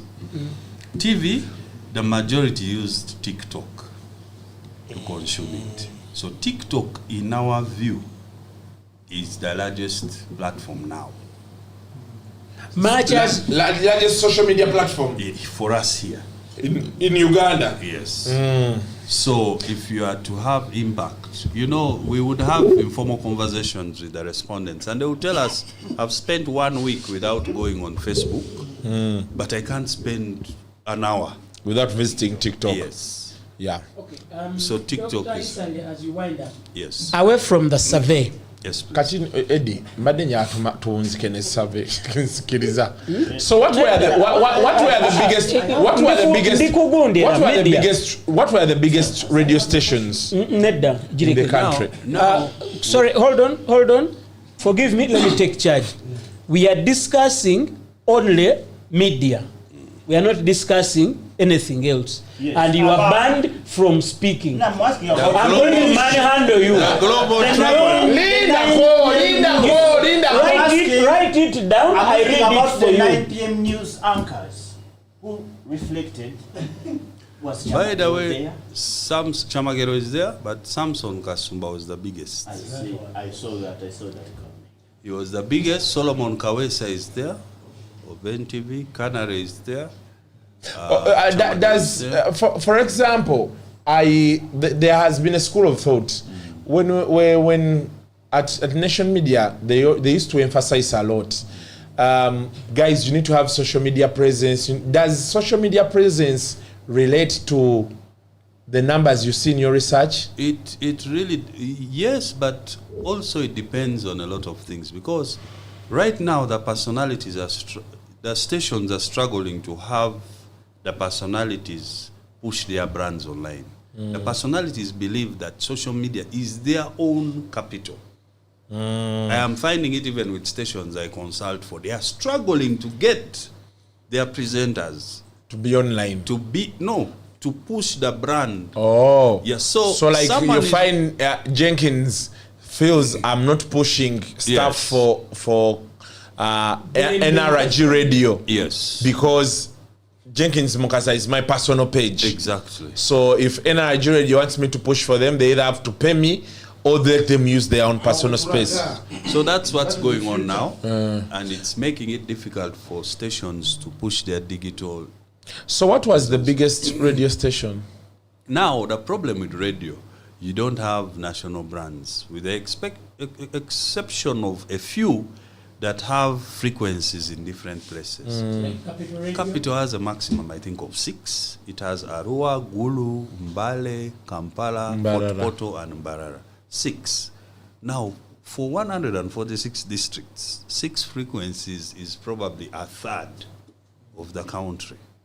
Salt also has Mbale, Akabozi. Those stations have Massacres, etc. So MCF, it will. Yes. MCF is really doing well as a station. Because of his boss, Pastor okay. Tom Mugerwa. Yes. Kumanyika personally.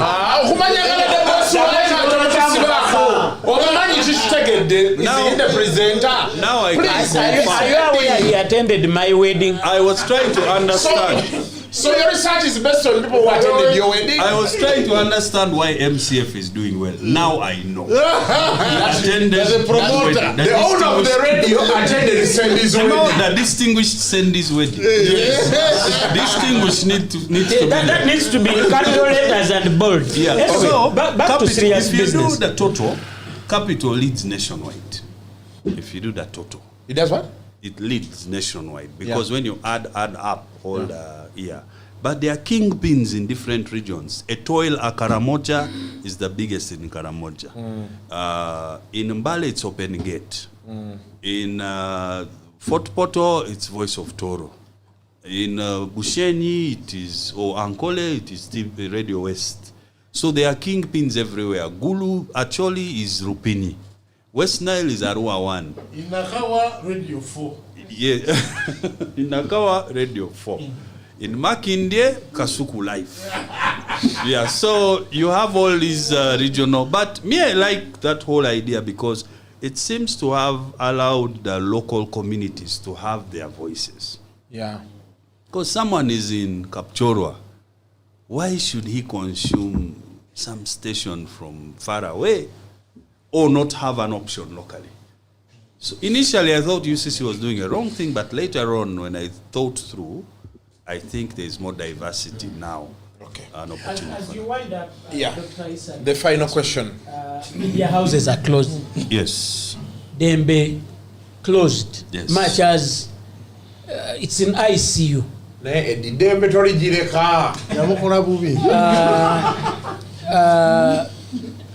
Vision Group, Urban TV, Tagi TV, STV is in ICU, you know, and so many are limping. Do you think there is hope that the media houses will survive, or should people start looking for greener pastures? Well, the survival of commercial media will be dependent on how advertisers behave. Advertisers have shifted to digital. But we don't see them that much. No, they are using their own spend on Google Ads there because those platforms configure the exact person you want to reach. They are spending on their own pages. If you go to MTN, it probably has more following than any of the radio and TV stations around. Online. So they have direct access to, because we were a medium. Media is a medium of connecting them to advertisers, to consumers. Once that medium became irrelevant in terms of direct access, they started reducing spend.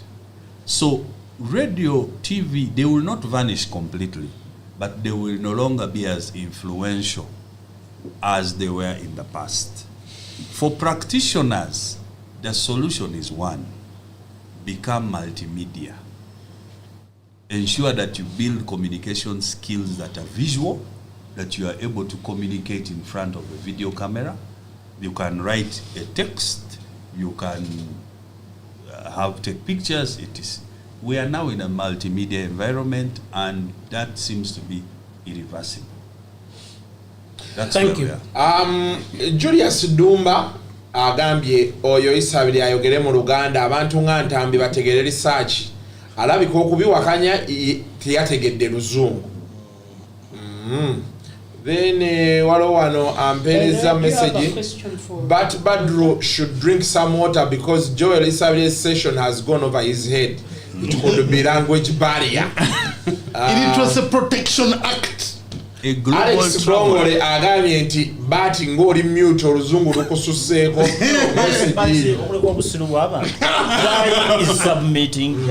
baagala olwane naye kati nkole kimwetikeko facial expression Alex ayogere mu luzungu. Okay, Joel, those who want to get to you and that research, do you mind sharing your number or contact? But they need to pay. They need to pay. By the way, how much does the 2 million per sub-region, 25 national. 25 what? 25 million? Millions. Are you sure you are going to find a Ugandan who will pay? Oh, companies are already calling. It's dealing with the companies, not individual people. People want data. Yes. Drives your marketing strategy. Yeah. Your advertising plan.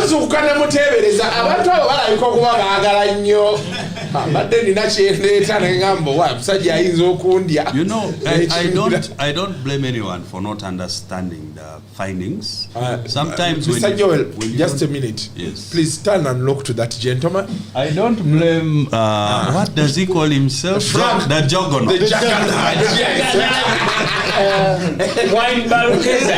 He came, he saw. One day he will conquer.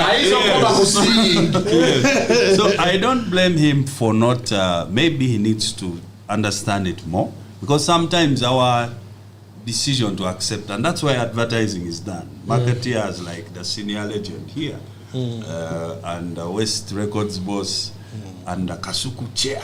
They call him the West Records God. Yes. He's the creator. Yes. Yes. Alpha and Omega. Yes. They will tell you that it's the reason Coca-Cola repeats its messaging. Otherwise, we all know Coca-Cola. But why does someone need to refresh our minds? Or why do people in churches and the mosques have to repeat the religious scripts?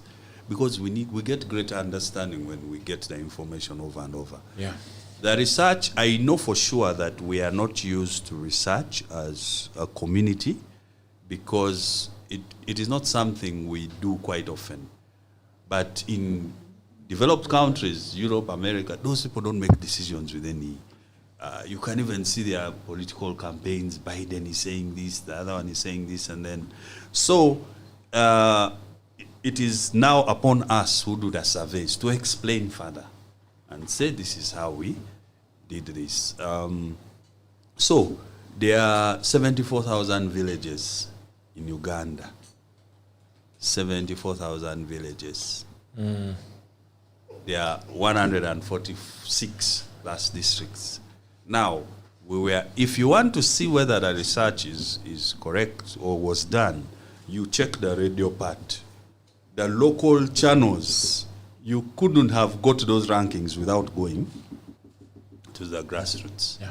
So how do they? How? The summary anywhere we can find it, or someone can find it. Million billion for region. Eyo ng'omuntu atwala report yonna. Naye kati nga bino byotuwadde wano ku mpewo. Nga byotuwadde wano ku mpewo. Ne ku launch. Where I was seated rocking in the comfortable chair with the distinguished guests around me. Olina facts zewawa. Waliwo omuntu wayinza okuzijja. We have a summary which we call the abridged version. We normally give people to enable them make a decision whether to buy or not. Scanner has taken a copy of it. Of the abridged version. Yes, I think West Records would need one as well. Yes, so we'll radio station. West Records. Joel, how do they get to you? Now I have two. Tebasosa invoice, basosa abridged version. Abridged version. Abridged version is here. To the grassroots. Joel, how does someone get to you to Now, get all that work? We have an email address. Okay. admin@migafrica.com. MIG-Africa. There is small letters, big letters. Small letters. All lowercase. Admin at MIG. ADMIN at MIG Market Intelligence Group. Yeah. Africa.com. Okay. Then the phone is +256 55 500 100. Come again on the number. +256. Yes. 755 500 100. So 500 100 0755 500 100. Okay, thank you, Joel Ishabide. It's a pleasure having you. I don't know if you still have like 20 minutes around. Yes, sir. We could just continue. Then, as we finish, Yeah. we can have an abridged conversation. That is okay. With you outside. And a little interaction As with long- a young man called Frank and the Juggernaut. The Juggernaut. Your former boss. The Juggernaut. Where? Monday Times. Monday He worked Times. for Monday Times. Oh, he worked for you? Yes. Oh, wow. That's He's, only by the way, one. he's a very good salesperson if you talk to him. The Juggernaut. It's only that he has become a juggernaut. We are going to take a very short commercial break. When we come back, we want to close out this show. We want to talk about Cheza for Yesu concert and what is going on between Bobby Wine and Alien Skin. So don't move an inch. owuliriza Talk and Talk Show ne Kasuku. Tukwaniriza ku Nzo Media Hub tuli kifo ekyokutondawo emirimu tukwata bizinesi y'okukola emirimu tulina abakugu abasobola okukola content era ekifo kiguddwawo eri ba creatives bonna. Nzo Media Hub ekola pre-production, production n'okufulumya emirimu. Ekifo kyaffe kirina ekisenge eky'okwetereza n'okukyusibwamu. Tukola byombi okukuba ebifaananyi bya profile ne product. Ebifo byaffe ebyokwekubyamu ebifaananyi biwa endowooza ey'enjawulo mu video, firimu n'ebirala. Ekisenge kyaffe ekya editing kigule eri abayiiya okupangisa n'okukola. Tulongoosa obutambi mu buli ngeri yonna. Tulina virtual music studio omuyimbi wayinza okutongoza ennyimba oba okufulumya album ze. Ekisenge kyaffe ekya video kituukira ddala ku mutindo. Ekifo kyaffe ekisembayo ky'ekisenge kyaffe ekya podcast. Jangu wano ku Nzo Media Hub okufuna booking n'okubuuza oba yita ku mikutu gyaffe egya Nzo Media wano Wammanga, Instagram, X ne TikTok. Bake for Me Limited, company yanjawulo nnyo mukola cakes eziwoomu okuzaama mu birungo ebisufu n'ebika ebyenjawulo nga chocolate, red velvet, vanilla n'ebirala. Olina mukolo ki? Birthday, anniversary, kwanjula, mbaga oba just oyagala kuwerera ku keeke empoomu? Jangu ku Bake for Me Limited. Tulina amatabi ag'enjawulo e Kololo ku luguudo Wampewo, e Naalya opposite Quality Village Mall, e Naakulabye ku Kisekalen, e Kajansi okumpi n'omuzikiti gwerweza, e Bunga tuli ku Soya. Tulina n'essomero mu ttendekero abaagala okuyiga okufumba cake. Essimu 0705019887 oba 0772509887 ne ku mitimbagano gye tuli. Bake for Me Limited, cakes and more. Platinum Wellness Spa offers therapeutic massage services complimentary with sauna and steam bath for your full body cleansing. You can now get a Swedish massage, hot stones, sport massage, aromatherapy, salt ability hot stone therapy, Moroccan bath hammam, jacuzzi, and many more therapeutic massage varieties.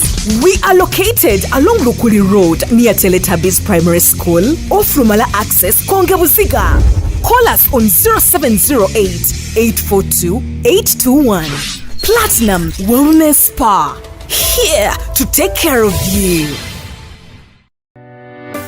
Shukra Herbal Solutions ekatwe abakugu mu kujjanjaba endwadde ez'enjawulo nga tukozesa eddagala ly'obutonde kwatawanyizibwa ulcers, ekigalanga oba ebizimba. Jangu ofuna obujjanjabi ate ggwe wa syphilis oba muyite kabootongo dduka misinde, kubanga wano ku Shukra tumujjanjaba n'awonera ddala. Naawe ataggwako infections tukuwa infection pills ku bbeeyi ensaamusaamu. Omukyala nga tozaala tulina eddagala erisembeza amagi ne tube cleanser ng'eno eyoza mu nseke. Oyagala mazzi agamansuka gasukka oba gano agaseerera jangu weefunire ka more squat ne ka water flow owona okusalwako omugambo nti akulozaako yadduka ko ka 3-in-1 kayitiridde anti kawomya supu ne kamufunza ate ne kamubugumya byonna mu lunywa lumu naawe ataafuna mukisa kukyalira nsiko weekwate ka pulling gel ka shukra ate nga tulina n'akasenge ku ttabi lyaffe katwe basenga abakugu bwe banaakuyambira mu nsonga z'okusika ate gwe ayagala okugejjesa bbiini obeere ne kinambaale bwaguuga tulina clit oil ekuwa sayizi eyo yennyini gy'onoonyeza ebbanga gwe omwami ayagala okulwa mu kisaawe tetukusuuliridde twakukoledde ka jab ointment nga kano naawe yakozesaako enkola y'okwematiza oba giyite masturbation kajja kukolera oddeku original oyagala kusala mugejjo naye ng'obudde bwa jimu tobulina jangu tukuwe slimming tea naawe ayagala okugejjamu tulina weight gain products ez'enjawulo ezigenda okukyusa endabikaayo by'osiba bikutuka oba bandoga wagifuula ng'ombe wuwo tulina lack powder ne kyambuluzi agoba ebisiraani n'ebyokoola ebisibya emirimu gyo gw'alina omwagalwa eyakubulako jangu tukuwe caritan oil ajja kudda zambiro ate gw'ataweebwa jangu tukuwe kamuweebwa extra olikomawo kwe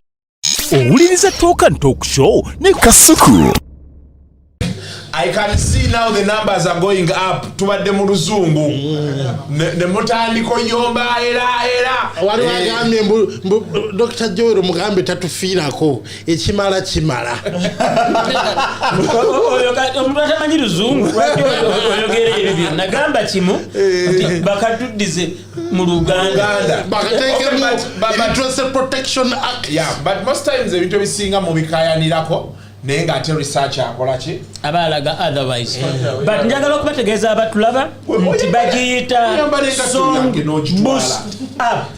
song boost app monitoringa obulango both on TV and radio bw'oba oyagala okumanya music wo wazanya oba oba oyagala okumanya obulango bwo webuzanya odownloadinga app eyo eri available on iOS oba Android nosobola okubanga monitoringa business yo.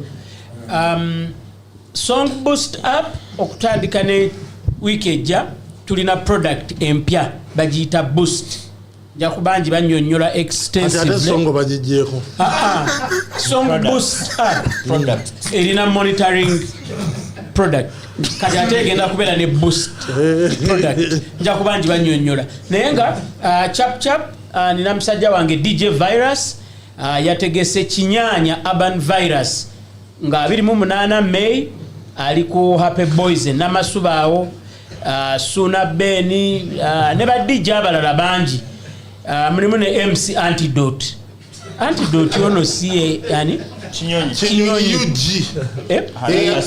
yo Antidote yenda MC Antidote ndoza byonna izo kuba bikola era yagamba Bujubanto yawandikira Bujubanto namugamba I'm introducing to Nyaya Bingi Tingi Dem. So ku 28 May mugende ku Happy Boys namasubaawo kigenda kubeera massive ba DJ banji Suna Ben yakulembeddemu wambye waliwo Happy Boys yekawo empaawo yakuba basajja bange ekigwo Happy Boys yawe kawempe nayo tesaaga nennankulabe bagitaddewo lwakuba tewagendawo bammotoka eri ku rawundi kwennyini bwekutolinawo parking nebusega gyeri sultani yabeera chief guest usually ebusega leka kumukubya aba Roseform bagamba kibaji Roseform mattresses batunda mifaliso bw'oba oyagala emifaliso emirungi egikoleddwa wano tegiri mu rocket science baina high density sleep fit baina orthopedic y'omugongo dent spring mattresses ebika ebyenjawulo kwotula n'ogweri n'osituka n'ogwa usually bakuwerako ne pillows oba ogula omufaliso naye osobola kugulayo pillows nga ziri extra n'ozitwala Roseform mattresses baina branches ez'enjawulo ne showrooms zaabwe ziri outstanding wogiraba bwoti olaba nti Roseform very clean ebifaliso badeliveringa wakyaliwo a discount zikyagenda mu maaso Roseform mattresses mukubire magi namba y'essimu eri 0703 48 2468 eri 0703 48 2468 badeliveringa okuba nogamba njagala omufaliso bweguti nenkana bwenti ne mukyala wange nga baguleeta ab'amasomero mugule emifaliso yo babakola batya omuntu ng'abakyala alina bangi Chusa. Ojja kubira magi ombuuze. Tuina Ham Stadium, tuina grand opening. Egenda beerawo nga lumu June. Tugenda beerawo ku Ham Nakivubo Stadium nga tugiggulawo abayimbi 100. Alien Skinny, Ali Lupazo, Kabako, Don Bebe yasooka manjo baana abakomye kanti alina gundi tuwa Madaraka yaguze Kware. Bebe yaguze Kware Gagamel Kware ekiboga wali tugenda gendayo giraba weekend ejja tujja kulaga ifanyi. It is serious. Vamilo emberaberamu nga musaagasaaga wakoze omudala gwa chapati busakadde amiraki strepsos agenda ku Kware n'ate nafuna empewo ennungi ku Kagameru Kware. So tugenda kubeerawo ku grand opening and I think next Saturday tugenda kukolera awo mu kisaawe wakati. Omugagga Yasin yaŋŋambye ayagala nnyo okulaba ku Jenkins ne Sendi. Era nambuza nti Sendi ne mu bulamu bwa bulijjo abeera bw'atyo. Naye ategedde ki? Ne mugamba kologezigezi kwatudde. Yategedde ekisolo tutwalayo nga tupapa. Sebo linda kwa tonde. Weekiri. Sebo linda kwa tonde. Era oluva mu kisaawe wamba njagala nengenda ne bullion vani yange eri redde. Sagala kumpa mudidi nemba sina ngeri gye ngutwala. So we are going to be ironing out a few details. And if all goes well next Saturday, tujja kuba tukolera ku kisaawe awo. But on 1st June, tugenda kubeera awo ku Ham Stadium nga tugula waliwo ensambagere Golola ne Semata bagenda kuba bazannya, waliwo netball, waliwo basketball, waliwo n'omupiira. Vile egenda kuzannya is it Express? Then Buru na Yondo, okay, kansigale. You are any Nechitara. Zigenda kwa zanya. Omusenge wakwe manju omanyi kwaliko accommodation. Emabega wa booth. Bu VIP booth. Emanju bali bazimye na accommodation. Kiboboli no mpira okuddako. Ngatoka papa kuddaka atodde. Osopangisa kalo muno mulimu fridge bichayi nodda n'ogula babuto. Nate kane mu room emabega. Ku TV. Obola bekiri mu stadium. Yeah. Okay, so bili awo. But then tuina banaffe aba Ryan Air Global Cargo bagamba nti bo baleeta bintu kuva Turkey, Dubai, China Express kunyonyi ne wansi. Bino ebyokulinda omwezi ng'olinda bintu byo tebabikolera mugenda ku Ryan Air Global Express Cargo bintu bibatikke babire nga babikuleetera. Finally tuina banaffe aba Shukra Herbal Solutions abagamba nti if you want to go watery or slippery, agenda ku Shukra Herbal Solution where ayagala okufunza oba okugezzaamu ku size gendawo n'abagala okugezza bini. Anyway, yongamba nti bini okola otya? Bagikola dicote donuts. You were saying dicote, is it dicote monocote? Neka wakati bali basasudde sente zaabo osokerete mu mention board. Okay, now we are left with like 10 to 12 minutes. One to sokere 130. Some people say the show flopped. I've seen Salvador here saying the show didn't flop. First of all, was Salvador there? No. Kankusomera busomezi kyawandise wano. Agambye Dear Galaxy FM, as a leading media house as you claim, supporting local music as you claim, I think we need to do better. At this stage, I don't think you should still do things for likes. You are bigger than that, but I guess it's a mindset thing. Small minds with huge responsibilities end up with such narratives. I'm sure you know the truth, but your pride can't let you post it. What a shame. And then the comments that follow the post show the type of people you serve. Class attracts class and bad mind attracts bad mind. Kale Muswaza, it's a shame. Naterako, congratulations Gabin Tat on your concert. It was truly heavenly. Galaxy one Saturday other replying a Galaxy yatadde yongera go obutebe yewana ataddeyo video ng'alaga abantu yabaddeyo. But we can authoritatively talk about Ntate's show. We paid for a table there, era yabaddeko talk and talk show, and we were ably represented on that table by The one and only. But and this is for But did Gabin Tate have numbers? No. So now that washes away Salvador's submission. I have a feeling obutebe bataddewo bungi. But please don't narrate. bungi okusinziira ku bantu abazze. Please understand. By the way, Galaxy bwe yataddeyo bwabaddeyo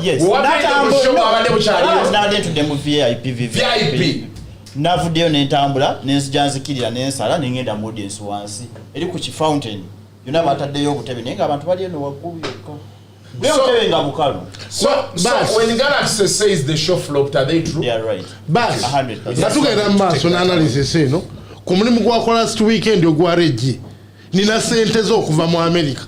Wali omusajja musheshe yagamba yasanyuka nnyo ngenda zikuwanga tuvudde wano. In payment for the job you did for Reggie. A job well done. Yes. Now, thank you. So the show didn't really work out. It didn't work out. Tewabaddeyo bantu. Are you surprised? I'm surprised. First of all, promoter yabadde mupya. Si kye kivutu kye kyasoosa? Promoter nze nina ekintu kye nalaba ekyanneeraliikiriza. Promoter oyo bwe nsooka omulaba yali enviiri ze nga zonna omutwe gwa black. N'addamu omusanga ennaku ezo ng'amulisizza envi zizze neŋŋamba omuntu sho etuuse n'omuleeta envi abaamu ssente ojja kumpa omukulu Henry Chemba yakoze omulimu gwe mulungi. No yabadde jeje. Oyo jeje sound yabadde nnungi nnyo clean. Jeje sound yakoze omulimu gwe mulungi. Yabadde yakabi. Ne mukulu distinguished guest yazze yasoose Mwami Mozeso yayambadde engato ya AMG. Ngeriko ne sign of success. Ye Benz eyokuvuga ya Jason wajambala mbigere. Ngato ya Mozeso jambala ya Benz si yeyo mwami. Ye yabadde mu ekifaananyi. Yale SMP eriko AMG. Eriko AMG ka Benz logo wa. Obedda bagamba muvira omusajja wa Benz. Erogo ya Benz bagita sign of success. Ajambala mbigere. Bajja mu bivu. Ndudde mu kivulu ndudde abantu bazze kuwagira ne bajja bagamba enkyambalinze nga mwaze kusunga obimu ku byanalabye ku eyo show omanyi nalaba pressure yoyo omukazi nga ndaba eri very organized nentuubira nalaba pressure ya Lema nendaba neeyo nga ndowooza kigenda tambula bwekito paka ku kivulu. It's one of the most disorganized shows I've attended.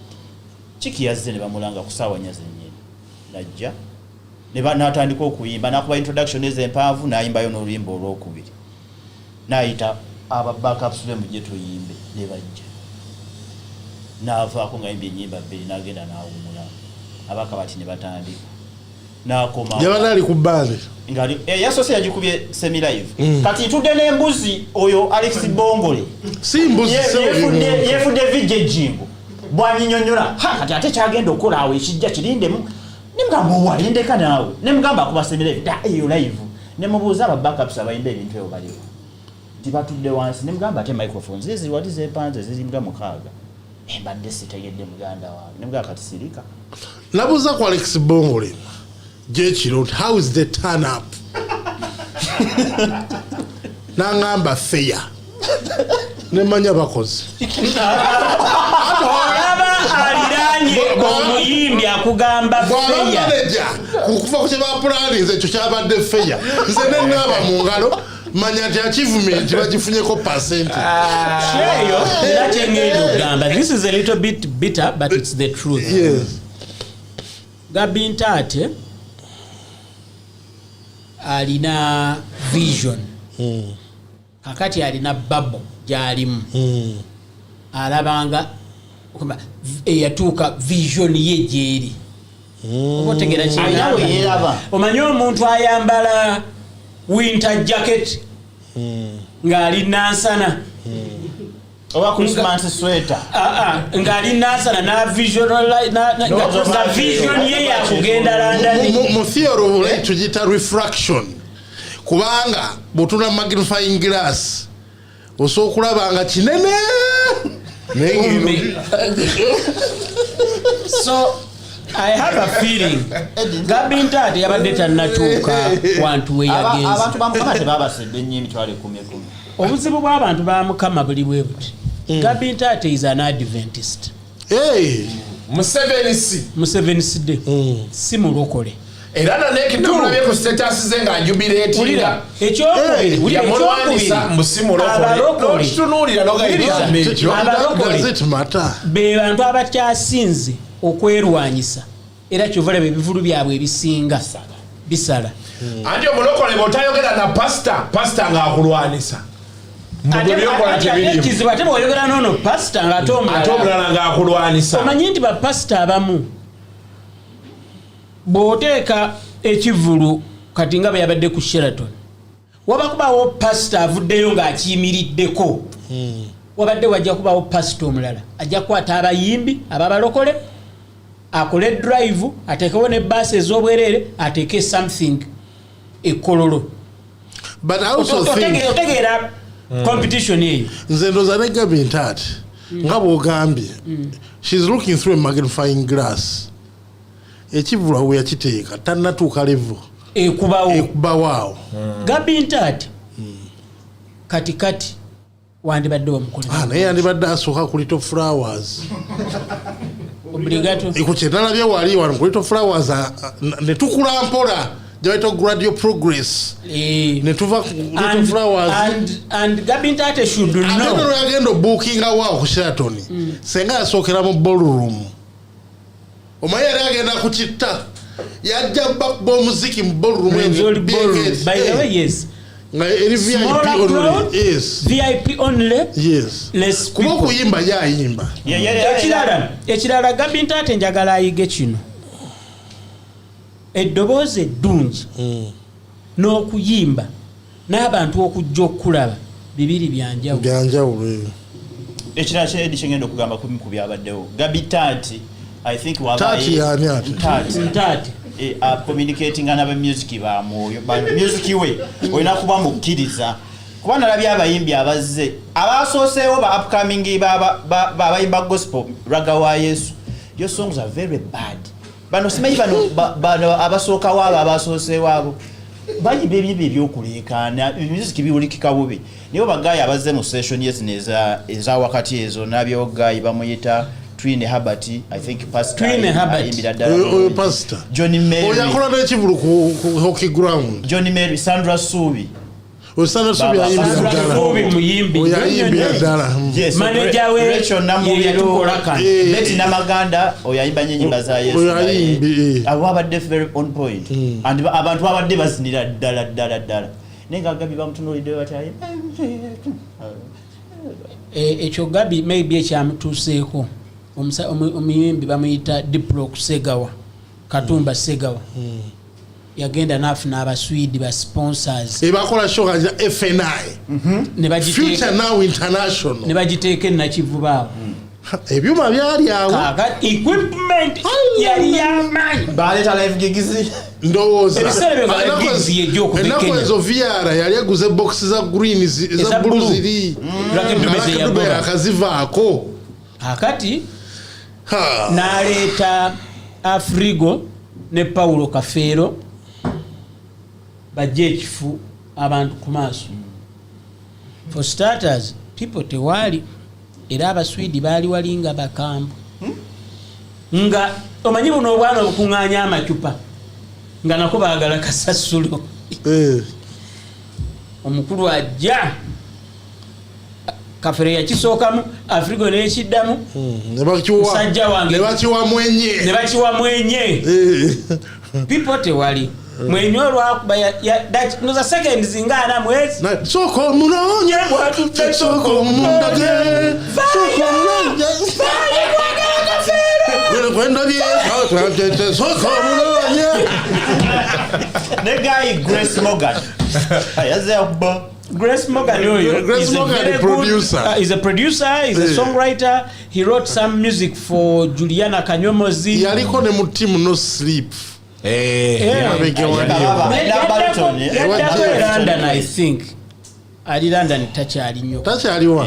Ajja n'agenda I think is in and out. Okay, it is but for me I think one for starters, like you've said, she just needs to ngera jyo badagamba. Who are you talking to? Kano kankasome Alan Cruz agambye good analysis Uncle Eddie about Mtate's show. Nze bwenjogera nga bagamba njogedde bikya. What different analysis did I make on this? Lwaki teyapeza ngati good analysis. Gabi Mtate ne gundi yandi mukoledde La Bonita. Bantu berunana. Yes. N'abalega mu kutwala ejeji.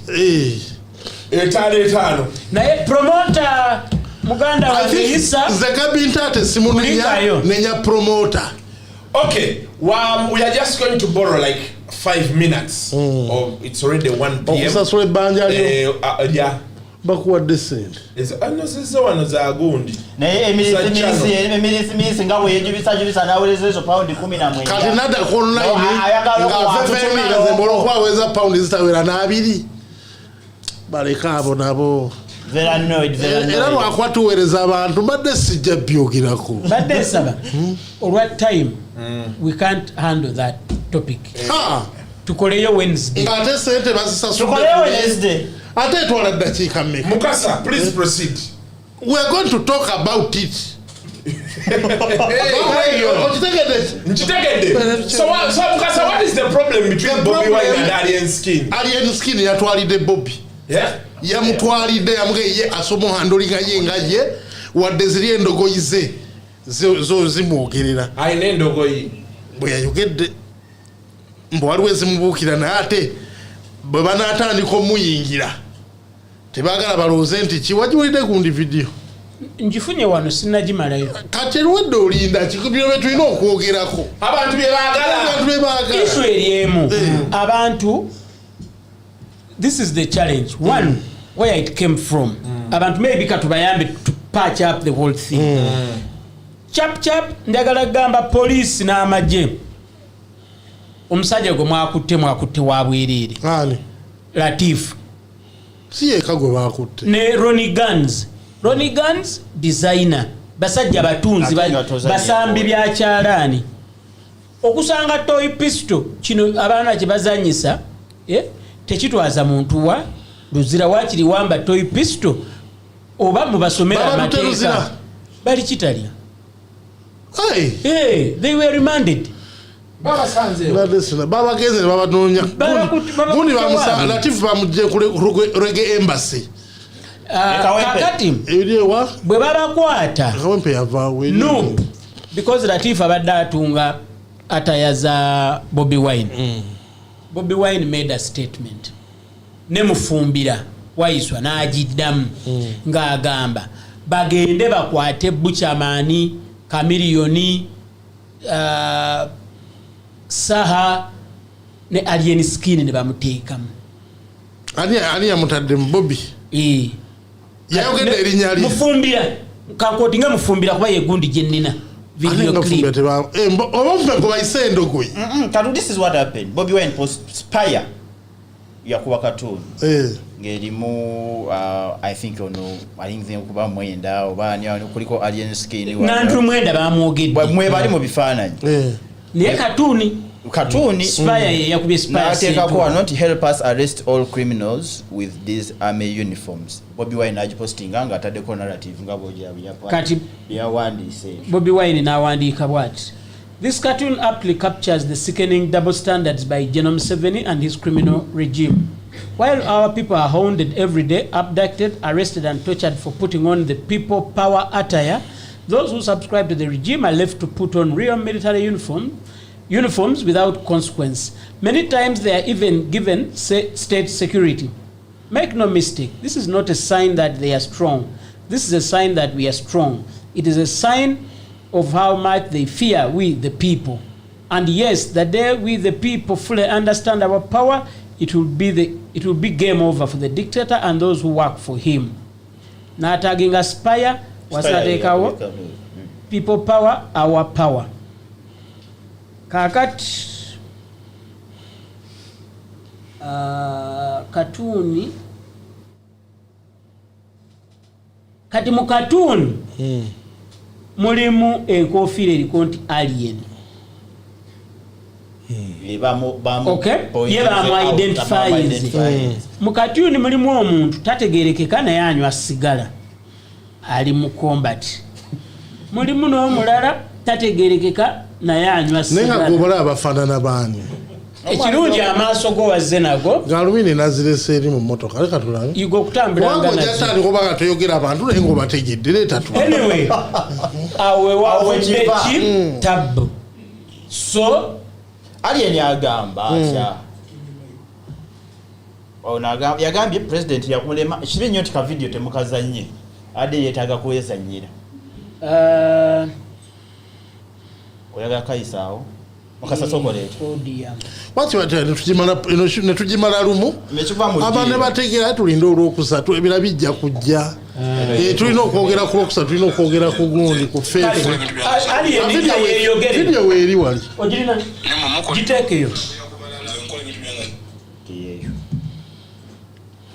nze nkola ebintu byange sina gwe nenyirira ne mukola ebyammwe nga mutambulira ku balala ne mundongo mwali nga mulinya bebe kulu nga bebe kulu ye content wo gokubira obuyimba nga kono nja sympathy we fulambo goli gentleman nnyo oli golengeza esife netumala kitegeera noda mu politics noda ku mukulembeze akulemeredde ate we fulayaga okudda mu music ato yakusanga wabaliyo kati mundongo bera upcoming kuba omulali donda ko kimu ku bandongo bera mukulembeze sinasubira kuwera mukulembeze muna boyi bamu bonna monna mutuleke ffe tuwegwira dda otherwise titwaga tugende namu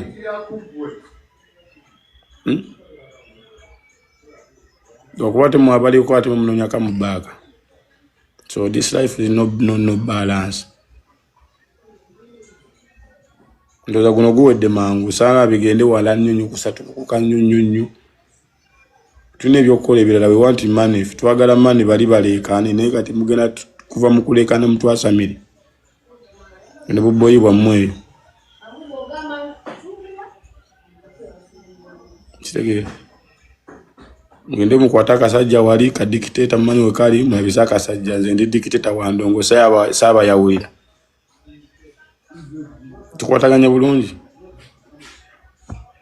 kamaloba tayolimba lumu lumala enkwatagana yange yaffe nammwe tugira birayika yambubi kuba kati sitaani alabika takyatuma eyimukira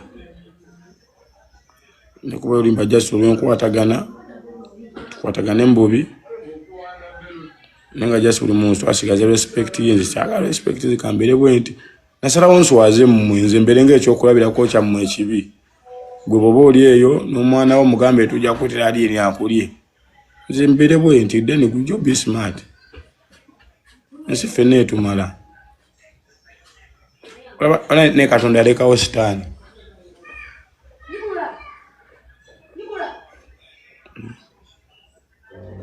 awe tugeeza guys kale tubabuye akagamba akasembayo kamu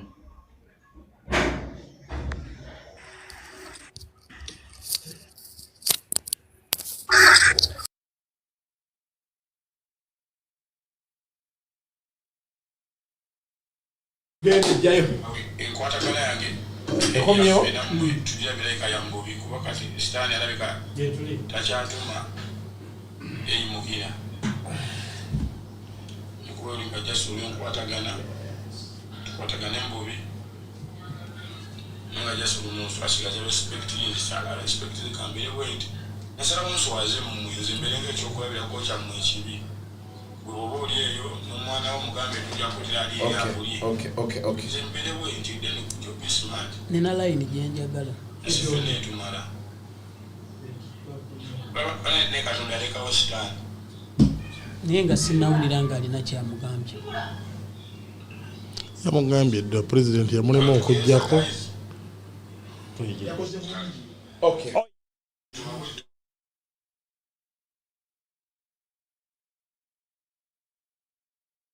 I've not yet understood the gist of the whole matter.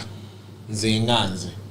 So, Jenkins, do you have something to submit about the yazemu Bobi Wine kyakoze yamwa the response statement yeri clear ye ajja muddamu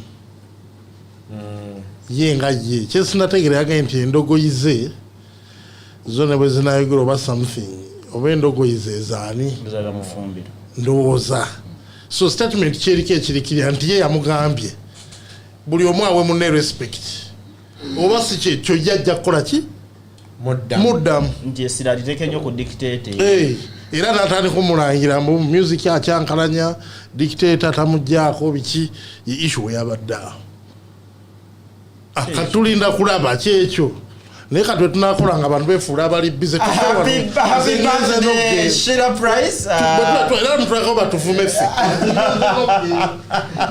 Happy birthday, Sheila Price. To more blessings. Bera bulungi. Enjoy your day. Ogenda mugulirayo keke mu beg for me. Mubakubira. Tebatuwayo zino zibatuweeza obwere. So until next time, mubeere bulungi mwera. Bye bye. Owuliriza Talk and Talk Show ne Kasuku.